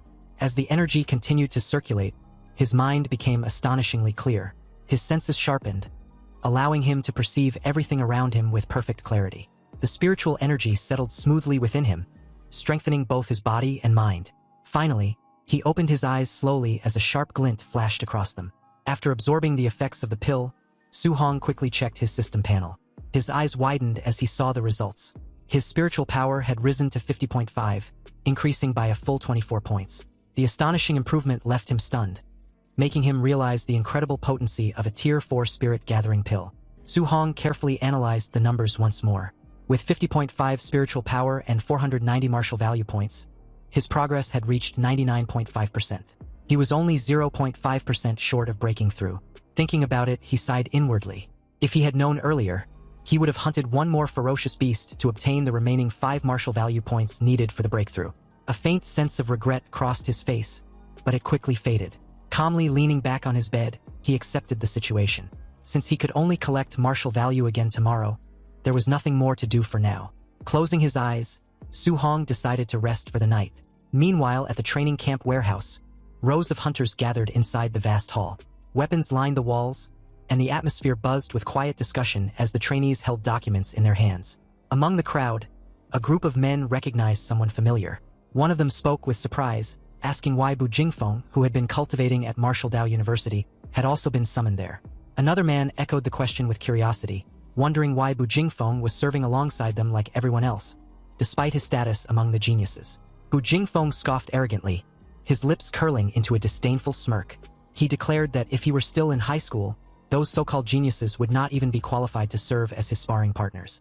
Nearby, several hunters laughed loudly as they examined the documents in their hands. One of them remarked confidently that the trainee under his supervision, Wang Tiantuo, possessed a vitality score as high as 340 points. He mockingly asked whether such a level had even been attainable back in their own days. Another man joined in the laughter, boasting proudly that the trainee he was responsible for also had vitality exceeding 300. Another guy added with confidence that his trainee was even a spirit master, implying that the strength of such a prodigy required no further explanation. Hearing this, Bu Jingfeng could not help but feel surprised. He questioned how the trainees under their charge could all be so powerful, while the one assigned to him was only at the initial stage with a vitality value of 123. As he spoke, he stared at the document in his hand. It contained Su Hong's profile, an 18-year-old student from Star City No. 1 High School. The report detailed that Su Hong was at the Tier 1 initial stage with a vitality value of 123. The others looked at the document in disbelief. One of them questioned how such a seemingly insignificant trainee could have been assigned to him. Another insisted that Bu Jingfeng's strength was the highest among all martial artists who had arrived that day, even superior to the three of them. They wondered aloud whether Grandmaster Qin had made a mistake by arranging a Tier 1 initial stage trainee for a sneak attack against another of the same level. At that moment, footsteps echoed through the hall. The murmuring ceased instantly as Grandmaster Qin entered, accompanied by two of his attendants. With calm authority, Grandmaster Qin affirmed their doubts, saying this was right. Bu Jingfeng stood before Grandmaster Qin with visible frustration. He complained that the arrangement was insulting, claiming that assigning him such an opponent was nothing more than giving him a piece of trash at the Tier 1 initial stage. But Grandmaster Qin looked at him calmly and explained that Su Hong was not as simple as he appeared. Despite having a vitality of only 123 points, his combat power was strong enough to rival that of a Tier 1 high-stage martial artist. Hearing this, the surrounding hunters were stunned.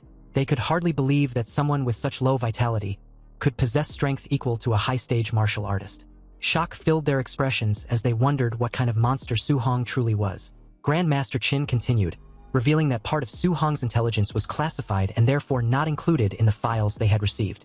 He assured them that once he fights Su Hong, he would naturally understand his true abilities. Still dissatisfied, Bu Jingfeng lowered his head and protested.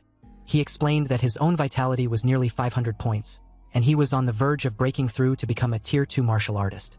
Yet he was being ordered to bully a junior with only 123 vitality points, which he found utterly unreasonable. Grandmaster Qin's expression hardened. He sternly ordered him to stop complaining and fight as instructed. With decisive authority, he struck Bu Jingfeng lightly on the head, reminding him to go all out. He emphasized that it would be best if he defeated Su Hong so thoroughly that Su Hong would begin to doubt his own life. Hearing this, Bu Jingfeng hesitated before asking cautiously whether Grandmaster Qin held a grudge against the trainee. He warned that if he crippled Su Hong during the fight, he would not take responsibility. A sinister smile slowly spread across Grandmaster Qin's face. He coldly replied that Bu Jingfeng should beat Su Hong without restraint. Not only would he bear no blame if Su Hong were crippled, but he would also be rewarded for it.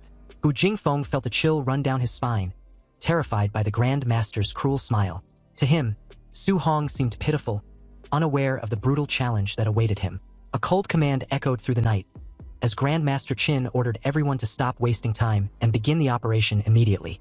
In the next instant, all those hunters, now wearing masks, launched forward with explosive speed, their movements slicing through the air as they descended toward their target. The scene shifted to a quiet training city under the night sky. This calm atmosphere was suddenly shattered as the hunters stormed into action.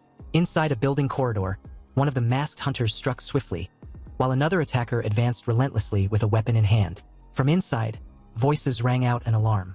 Someone shouted, demanding to know who they were, while another voice declared that it was a sneak attack. Amid the chaos, a frightened voice pleaded desperately, asking if he could at least put on some underpants before the assault continued. Awakened by the commotion, Su Hong jolted upright in his bed. Shock filled his eyes as he realized that it was a sneak attack. The next second, he turned his gaze toward his door. Deep slashes suddenly tore across its surface. Ba Jingfeng, wearing a mask, broke through the door and jumped inside, gripping a weapon glowing with a fierce purple aura. With a confident smirk, he unleashed a powerful strike, sending a blazing arc of energy crashing down towards Su Hong. The violent impact shattered the floor as the purple energy exploded outward, forcing Su Hong to leap back to avoid the devastating blow. Regaining his balance amid the chaos, Su Hong quickly assessed the situation. A tense thought crossed his mind. As he recalled a disturbing rumor, there were whispers that the All Heaven's 10,000 races frequently hunted down human geniuses across the world to weaken the strength of humanity. He wondered if these attackers were among them.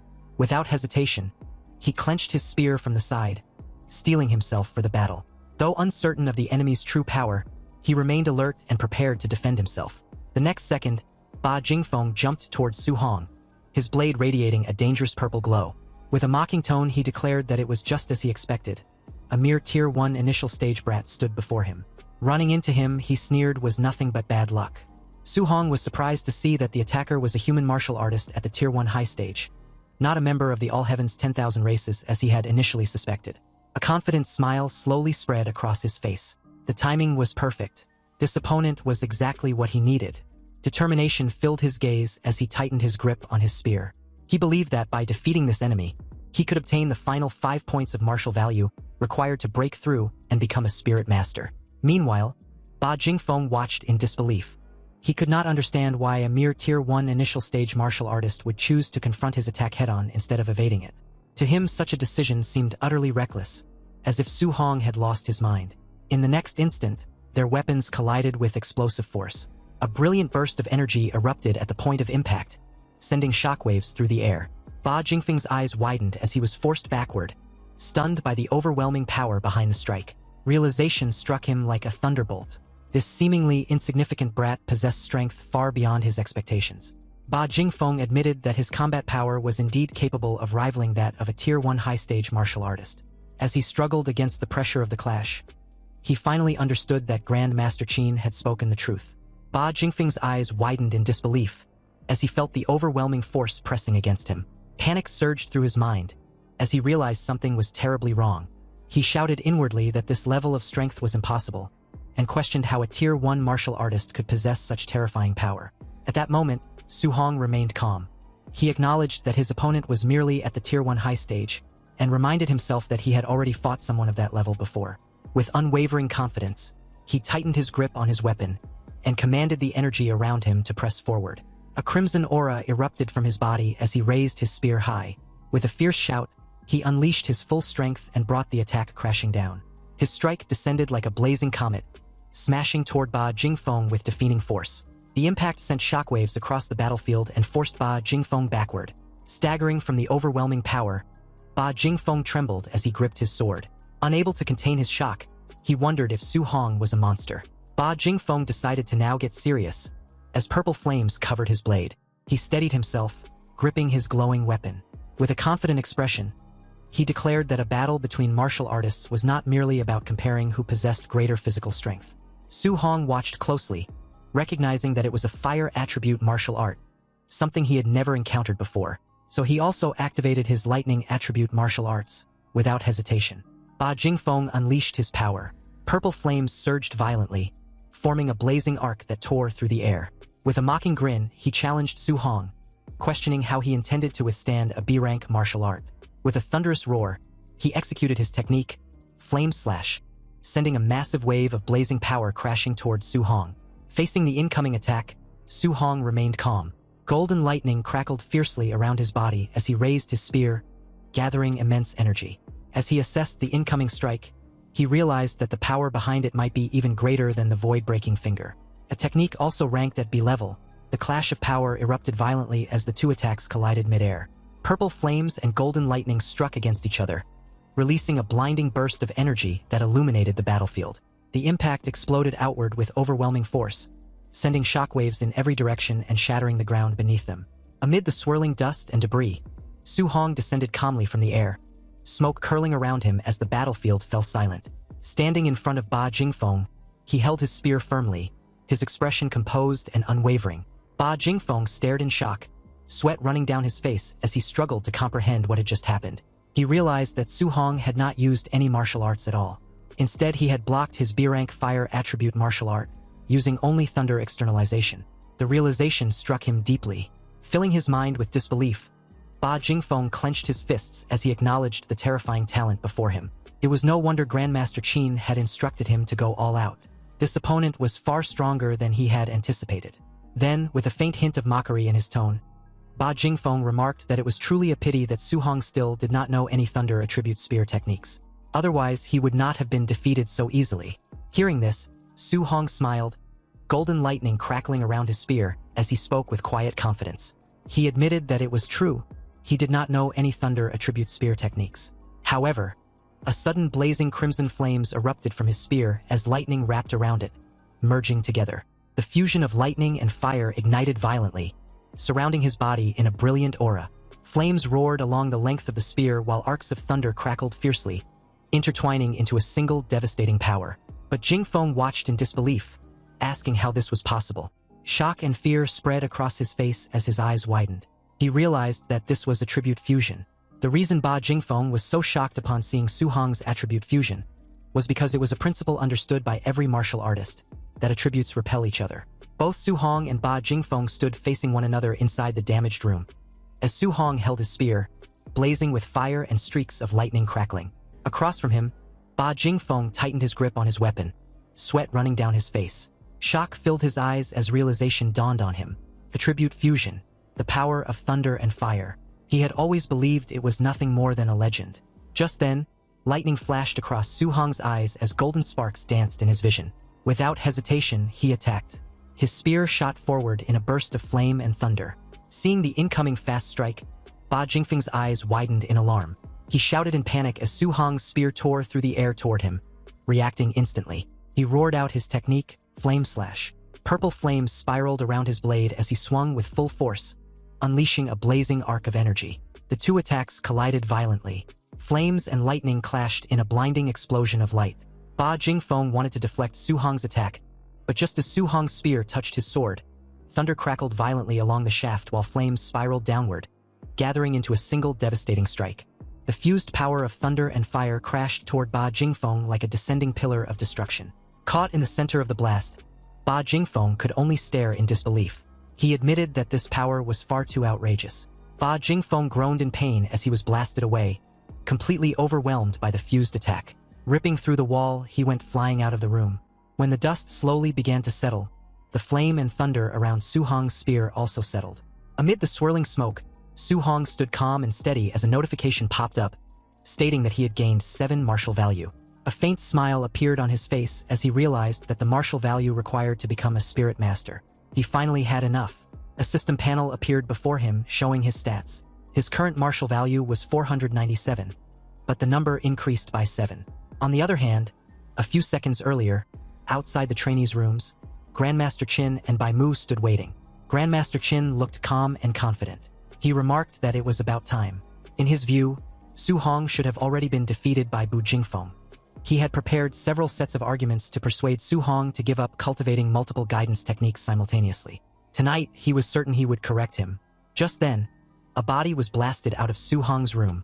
Both Grandmaster Qin and Bai Mu looked up in shock as the figure came hurtling down at terrifying speed. In the next instant, the body slammed violently into the ground right in front of them. The fallen man lay sprawled in the rubble, blood trailing from his mouth. His eyes were wide with disbelief, his face twisted in pain. Bai Mu gasped as she recognized that it was Bu Jingfeng. Grandmaster Qin's expression changed instantly as he stared down at the injured Bu Jingfeng. Bai Mu stared ahead in shock, sweat running down her face as the realization struck her. Su Hong had defeated Bu Jingfeng. The next moment, violent beams of energy tore through 3 more rooms' rooftops as 3 more figures shot downward like meteors. Grandmaster Qin and Bai Mu stood frozen as those new figures fell beside Bu Jingfeng. Those 3 were hunters who had gone after trainees like him, and now all of them lay there completely defeated. Suddenly, a voice came from above. It was Lin Xinghe. With a faint chuckle, he addressed Grandmaster Qin and remarked that next time, he should send someone stronger, because this opponent had not been enough of a fight. Beside him stood Wang Tiantuo, and Shan Yan floated quietly inside a glowing golden sphere. Just then, Wang Tiantuo noticed that there were 4 hunters lying on the ground instead of the 3 they had defeated. Shan Yan questioned why there was one more body. Had someone actually won faster than them? Lin Xinghe spoke dismissively, saying that this 4th martial artist must have been too weak and was easily dealt with. Hearing that, sweat rolled down Bai Mu's face, because she knew that Bu Jingfeng was not weak. He was the strongest among the 4. Seeing them, Grandmaster Qin fell into deep thought. He stroked his beard while observing the situation carefully. He reasoned that Wang Tiantua and Lin Xinghe were both at Tier 1 late stage, and Xiao Yan was a spirit master. For them to win was normal, however. Su Hong was only at Tier 1 initial stage. Yet he had faced a quasi-Tier 2 martial artist and won even faster than Wang Tiantua and the others. The more he thought about it, the more unsettled he became. He wondered how on earth Su Hong had done it. Was it a top-tier martial skill or a top-tier physique? Before he could continue analyzing, Lin Zhe came running toward them in panic. He shouted that something big had happened. Grandmaster Qin turned slightly and asked calmly if a trainee had been killed by mistake, without showing any concern. He waved his hand dismissively and remarked that it was no big deal. After all, it was normal for a few people to die. But Lin Zhe rushed forward in panic and shouted that it was Su Hong. He quickly explained that when Su Hong was fighting Bu Jingfeng, he had used a fusion guidance technique. Hearing this, Grandmaster Qin paused slightly and murmured that it was just a fusion guidance technique. He admitted that he had been wondering how Su Hong managed to defeat Bu Jingfeng. But the next second, as realization struck Grandmaster Qin, while releasing huge amounts of golden energy, he grabbed Lin Zheo's shoulders and demanded to know what he had just said, declaring that he could not simply spout such nonsense. Lin Zheo stated that Su Hong had truly fused the dual thunder and fire attribute guidance techniques and used them to defeat Bu Jingfeng. He insisted that he had seen it clearly on the surveillance. If no one believed him, they could go and ask Bu Jingfeng directly. Hearing that, Grandmaster Qin fell silent. He looked at Bu Jingfeng, lying on the ground, who also stated that it was indeed the dual thunder and fire attribute fusion. Grandmaster Qin's eyes burned with intensity, as he declared that the only genius martial artist of the human race who had ever researched and achieved dual attribute fusion had taken a full 19 years to accomplish it. Yet Su Hong, according to the Star City Association, had been in contact with the 7 guidance techniques for less than a month. The comparison left him deeply shaken. He clenched his fists and called Su Hong a monster, but immediately corrected himself, saying this was not merely a monster. This was a heaven-descended Emperor Star, a true dragon, appearing in the world. Beside him, Bai Mu pulled the trembling Lin Zheo backward. Bai Mu then asked Grandmaster Qin whether attribute fusion was truly that powerful. Could it really allow someone at Tier 1 initial stage to defeat Tier 2 Bu Jingfeng? Grandmaster Qin explained to her that back then, the martial artist who researched attribute fusion had been able to suppress and fight Tier 2 opponents while still at Tier 1. Bai Mu wondered aloud that, with such formidable combat power, why it was not widely promoted for cultivation. Although the difficulty was high, what if the fusion succeeded? Grandmaster Qin answered with a grave expression that many people had tried in the past, but they discovered that attribute fusion was not only extremely difficult, it also carried a very high probability of crippling oneself. Even if someone truly succeeded in cultivating it, if they remained stuck at the Tier 1 martial artist realm for their entire life, what use would it be? But Su Hong was different. He had succeeded in fusing them in less than a month. Such comprehension was simply too heaven-defying. Moreover, he possessed 7 attributes simultaneously.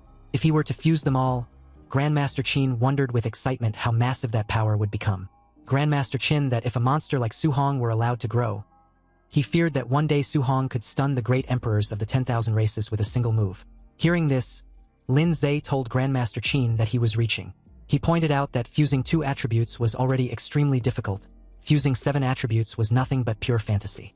Grandmaster Qin coughed lightly and told them to forget his brief loss of composure. However, he continued seriously that if Su Hong were allowed to cultivate 7 attributes simultaneously, what if he became stuck while trying to fuse 3 attributes in the future and ended up delaying his breakthrough? If that happened, he, Qin Tianli, would become a sinner of the human race. At that moment, Lin Zhe suddenly remembered something important. He told Grandmaster Qin that Su Hong definitely possessed a special physique. His raw strength had even crushed Bu Jingfeng. Grandmaster Qin's expression changed instantly, and he demanded to know why such an important matter had not been mentioned earlier. They analyzed the situation carefully. Bai Mu said that Su Hong only had 120 points of vitality, yet he had crushed Bu Jingfeng, who possessed nearly 500 vitality. Lin Zhe said that the vitality difference was almost 4 times. Such strength amplification even surpassed Wang Tinchuo's barbarian god body. Grandmaster Qin concluded that Su Hong's physique might also be a heaven-defying existence. After a moment of thought, he made a decision. They would organize a martial arts competition the next day. He wanted to comprehensively test Su Hong's combat power and vitality value. He ordered that Wang Tinchuo's group of 3 brought out to spar with Su Hong. With a serious expression, he stated that he wanted to see what kind of scene would unfold when a monster like Su Hong faced the strongest geniuses of the training camp. Su Hong sat calmly in the ruined room, meditating amidst the debris. He remained undisturbed by the people gathered outside, focused entirely on his progression. Eager to advance, He opened his system and poured all his martial value into his spirit stat. A radiant blue aura enveloped him as he finally became a spirit master. He closed his eyes, enjoying the sensation of his newly awakened power. Testing his abilities, he conjured a glowing phantom fist. The telekinetic control felt a bit strange, like suddenly growing a third arm. Breathing slightly, he checked his interface and confirmed his spirit stat had crossed the 100% threshold. To test his power in the real world, he focused on his bed and effortlessly levitated it with a mere thought. Thrilled, Su Hong floated off the ground alongside his spear, celebrating that he could now walk on air and use telekinetic attacks like Xiaonan. With his new status, he firmly resolved to copy Xiaonan's A-rank spirit martial art and Wang Tiantua's offensive technique. The next morning, an urgent announcement ordered everyone to gather within 1 minute, threatening point deductions for anyone who was late. Trainees rushed downstairs in a panic. They loudly complained that the camp schedule was outrageous after enduring the entry assessment, heavy training, and a brutal night raid all in one day. The trainees formed a large crowd in the courtyard. Su Hong arrived casually, stretching his arms and looking completely unfazed by the previous night's events. Instructor Lin Zhe stood before them, glad that no one was late to the sudden assembly. With a cheerful smile, he admitted he expected many to be too beaten up to stand, praising their resilience. The rugged student complained that he only lost because of a dirty sneak attack. He argued he wasn't even given time to put on his underwear, and the attacker aimed for his crotch. Lin Zhe sarcastically asked if a real alien assassin would wait for him to get dressed before an ambush. His friend laughed and teased the rugged guy, calling him Bro Underpants.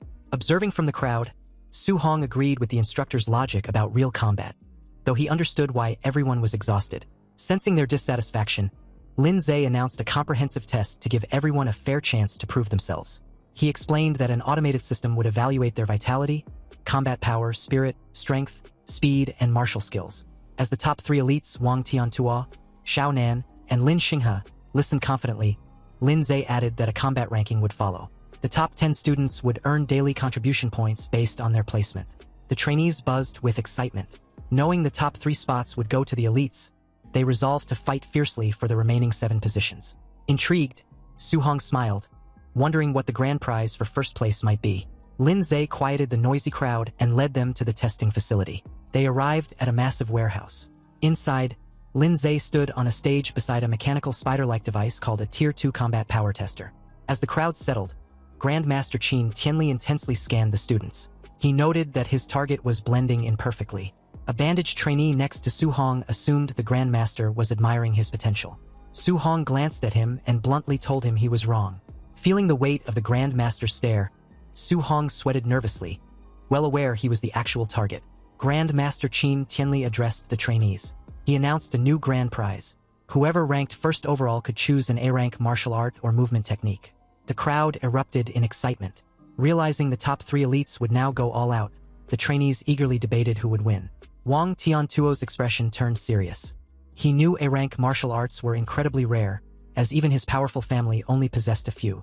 The Grand smiled confidently, thrilled by the prospect of securing such a high-level skill. Lin Xinghe hid his face behind his fan, eyes sharp with ambition.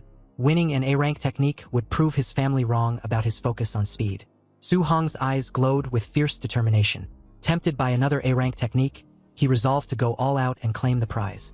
Observing the crowd, Qin Tianli narrowed his eyes. His true motive for the test was to finally see Su Hong's absolute limits and true strength. Setting his plan in motion, the Grand Master announced the testing order. Lin Xinghe followed by Xiao Nan, and then Wang Tiantua. The trainees whispered nervously, intimidated by the explosive starting lineup. They wondered who would be unfortunate enough to test forth and face that immense pressure. The Grand Master calmly announced the 4th participant, Su Hong. The trainees stared in shock, but Su Hong remained calm, confirming his suspicions that he was being targeted. His former schoolmates, Chan Shan and Li Tu, looked at him with pity. Remembering Su Hong finished last in the entry assessment, they wondered if he had somehow offended the Grand Master. Others gossiped, concluding the Grand Master purposely placed the weakest student after the top 3 to create a humiliating contrast and motivate poor performers. Ignoring the whispers, Qin Tianli instructed them to test raw physical combat power first, then martial skills.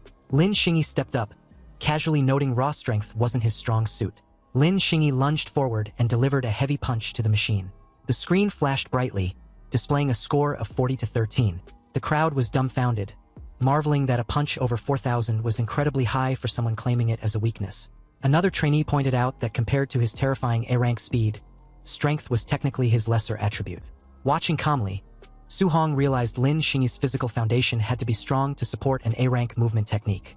Su-hong prepared his system, eager to copy the martial art Lin Xingyi would use next. Lin Xingyi gathered a vortex of green wind energy around his fist.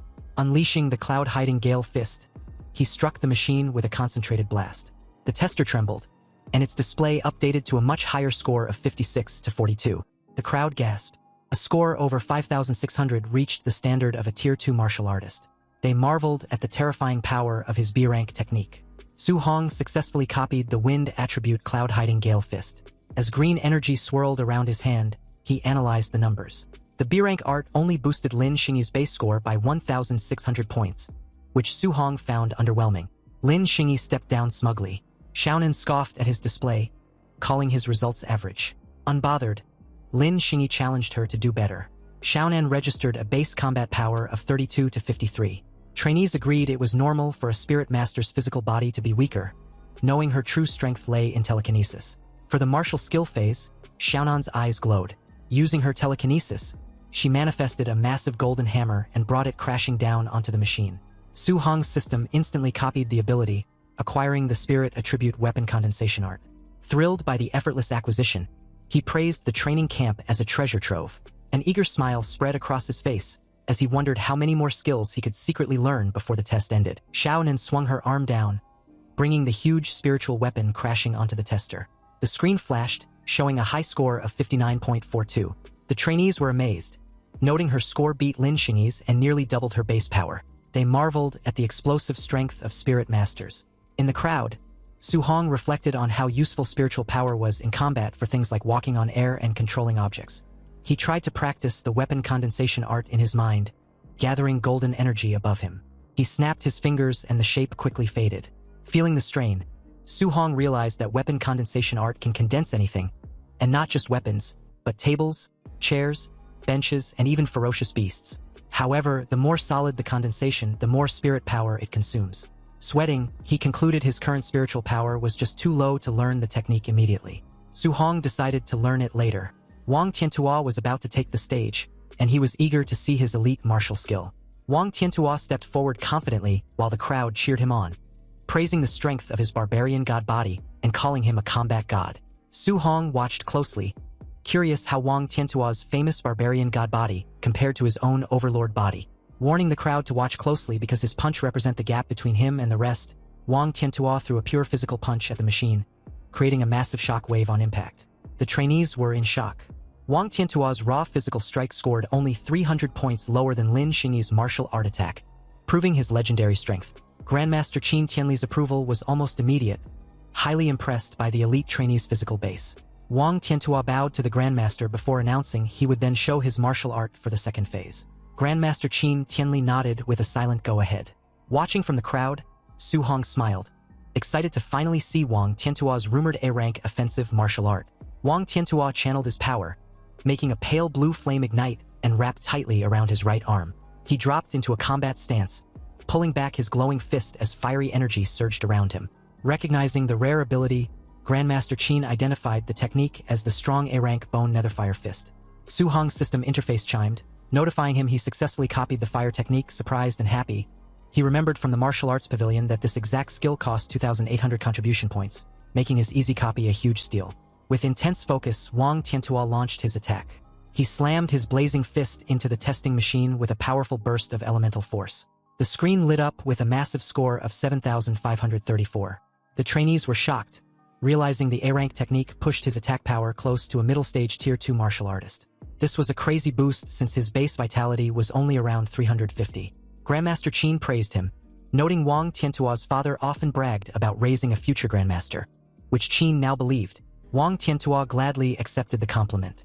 With the top 3 elites setting a very high bar, the Grandmaster finally turned to his true target and called Su-hong to the stage. As Su-hong calmly walked forward, the trainees stepped aside and whispered. They pitted him, thinking anyone going after the elites would be embarrassed, and they mistook his calm look for giving up. Standing before the machine, Su-hong listened as Grandmaster Qin told him to use only pure physical strength for his first strike, forbidding any martial arts. Unbothered and ready, Su Hong simply agreed. Su Hong dropped into a stance, winding up his arm as the force of his movement whipped the air around him. Exhaling sharply, his expression turned serious, his eyes shining with intense focus. Driven by his drive to win the grand prize, Su Hong threw a powerful punch, confident he would take first place. His bare fist hit the machine, creating a massive explosive shockwave that kicked up a huge cloud of dust. The heavy machine shook violently as the screen updated, revealing a mind-blowing, pure physical score of 65.51. Seeing the results, Grandmaster Qin and Instructor Lin Zhe broke out in a cold sweat. The Grandmaster was completely shocked, admitting to himself he still underestimated the young man's crazy base strength. The entire crowd of trainees fell into a stunned silence, their eyes wide and jaws dropped in shock. Chaos quickly erupted as the trainees screamed in disbelief, wondering if the machine was broken. They were confused how the student who placed dead last in the entry assessment was now putting out numbers that shattered their belief that Wang Tiantuo was the camp's king. The top 3 elites were also shaken. Lin Xinghe dropped his arrogant act, thinking such huge physical power was impossible for a Tier 1 martial artist. He wrongly concluded that Su Hong must have secretly reached Tier 2. Breaking the tension, Su Hong turned to the instructors and calmly asked if he should proceed with the martial arts test. Still recovering from the shock, Grandmaster Qin gave him the okay. Su Hong stepped back into the testing area, taking a firm stance for his next attack. His system rapidly processed the newly acquired skill. The mastery percentage ticked up fast as a pale blue fiery aura identical to Wang Tiantuo's attack ignited around his body. As the proficiency shot past 80%, Su Hong realized mastering the A-rank Bone Netherfire Fist was much faster than his previous A-rank movement technique.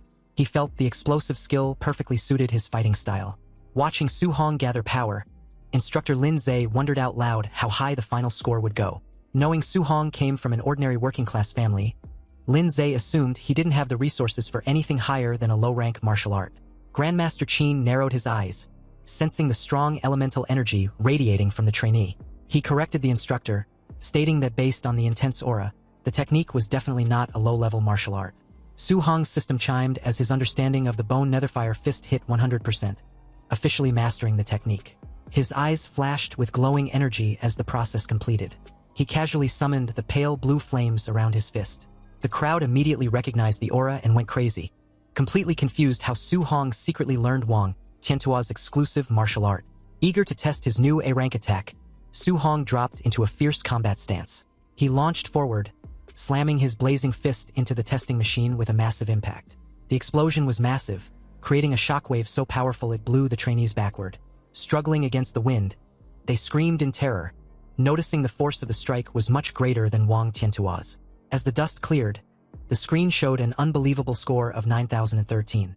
The crowd lost their minds, knowing that breaking 9,000 points was the standard for a high-stage Tier 2 martial artist. Instructor Lin Zhe sweated, unable to understand how a Tier 1 student with only 123 base vitality could produce such numbers. He suspected the machine might be broken. Beside him, Grandmaster Chan admitted Su Hong was a true monster. Desperate for an answer, Xiao Nan concluded Su Hong must be hiding his true stats and that his vitality definitely exceeded 500. Hearing this, a stressed Wang Tiantuo comforted himself, thinking losing to a secretly high-level expert wasn't shameful since his own vitality hadn't reached 400 yet. To settle the debate, Su Hong took a vitality test. However, the crowd got more confused when the machine read his vitality at a mere 137. They yelled that the tester must be broken. Su Hong sat calmly inside the glowing pod as the screen confirmed the 137 score. Outside, even the highly experienced Grandmaster Chun muttered that the situation was completely crazy. The trainees panicked, joking the machine must have missed a zero.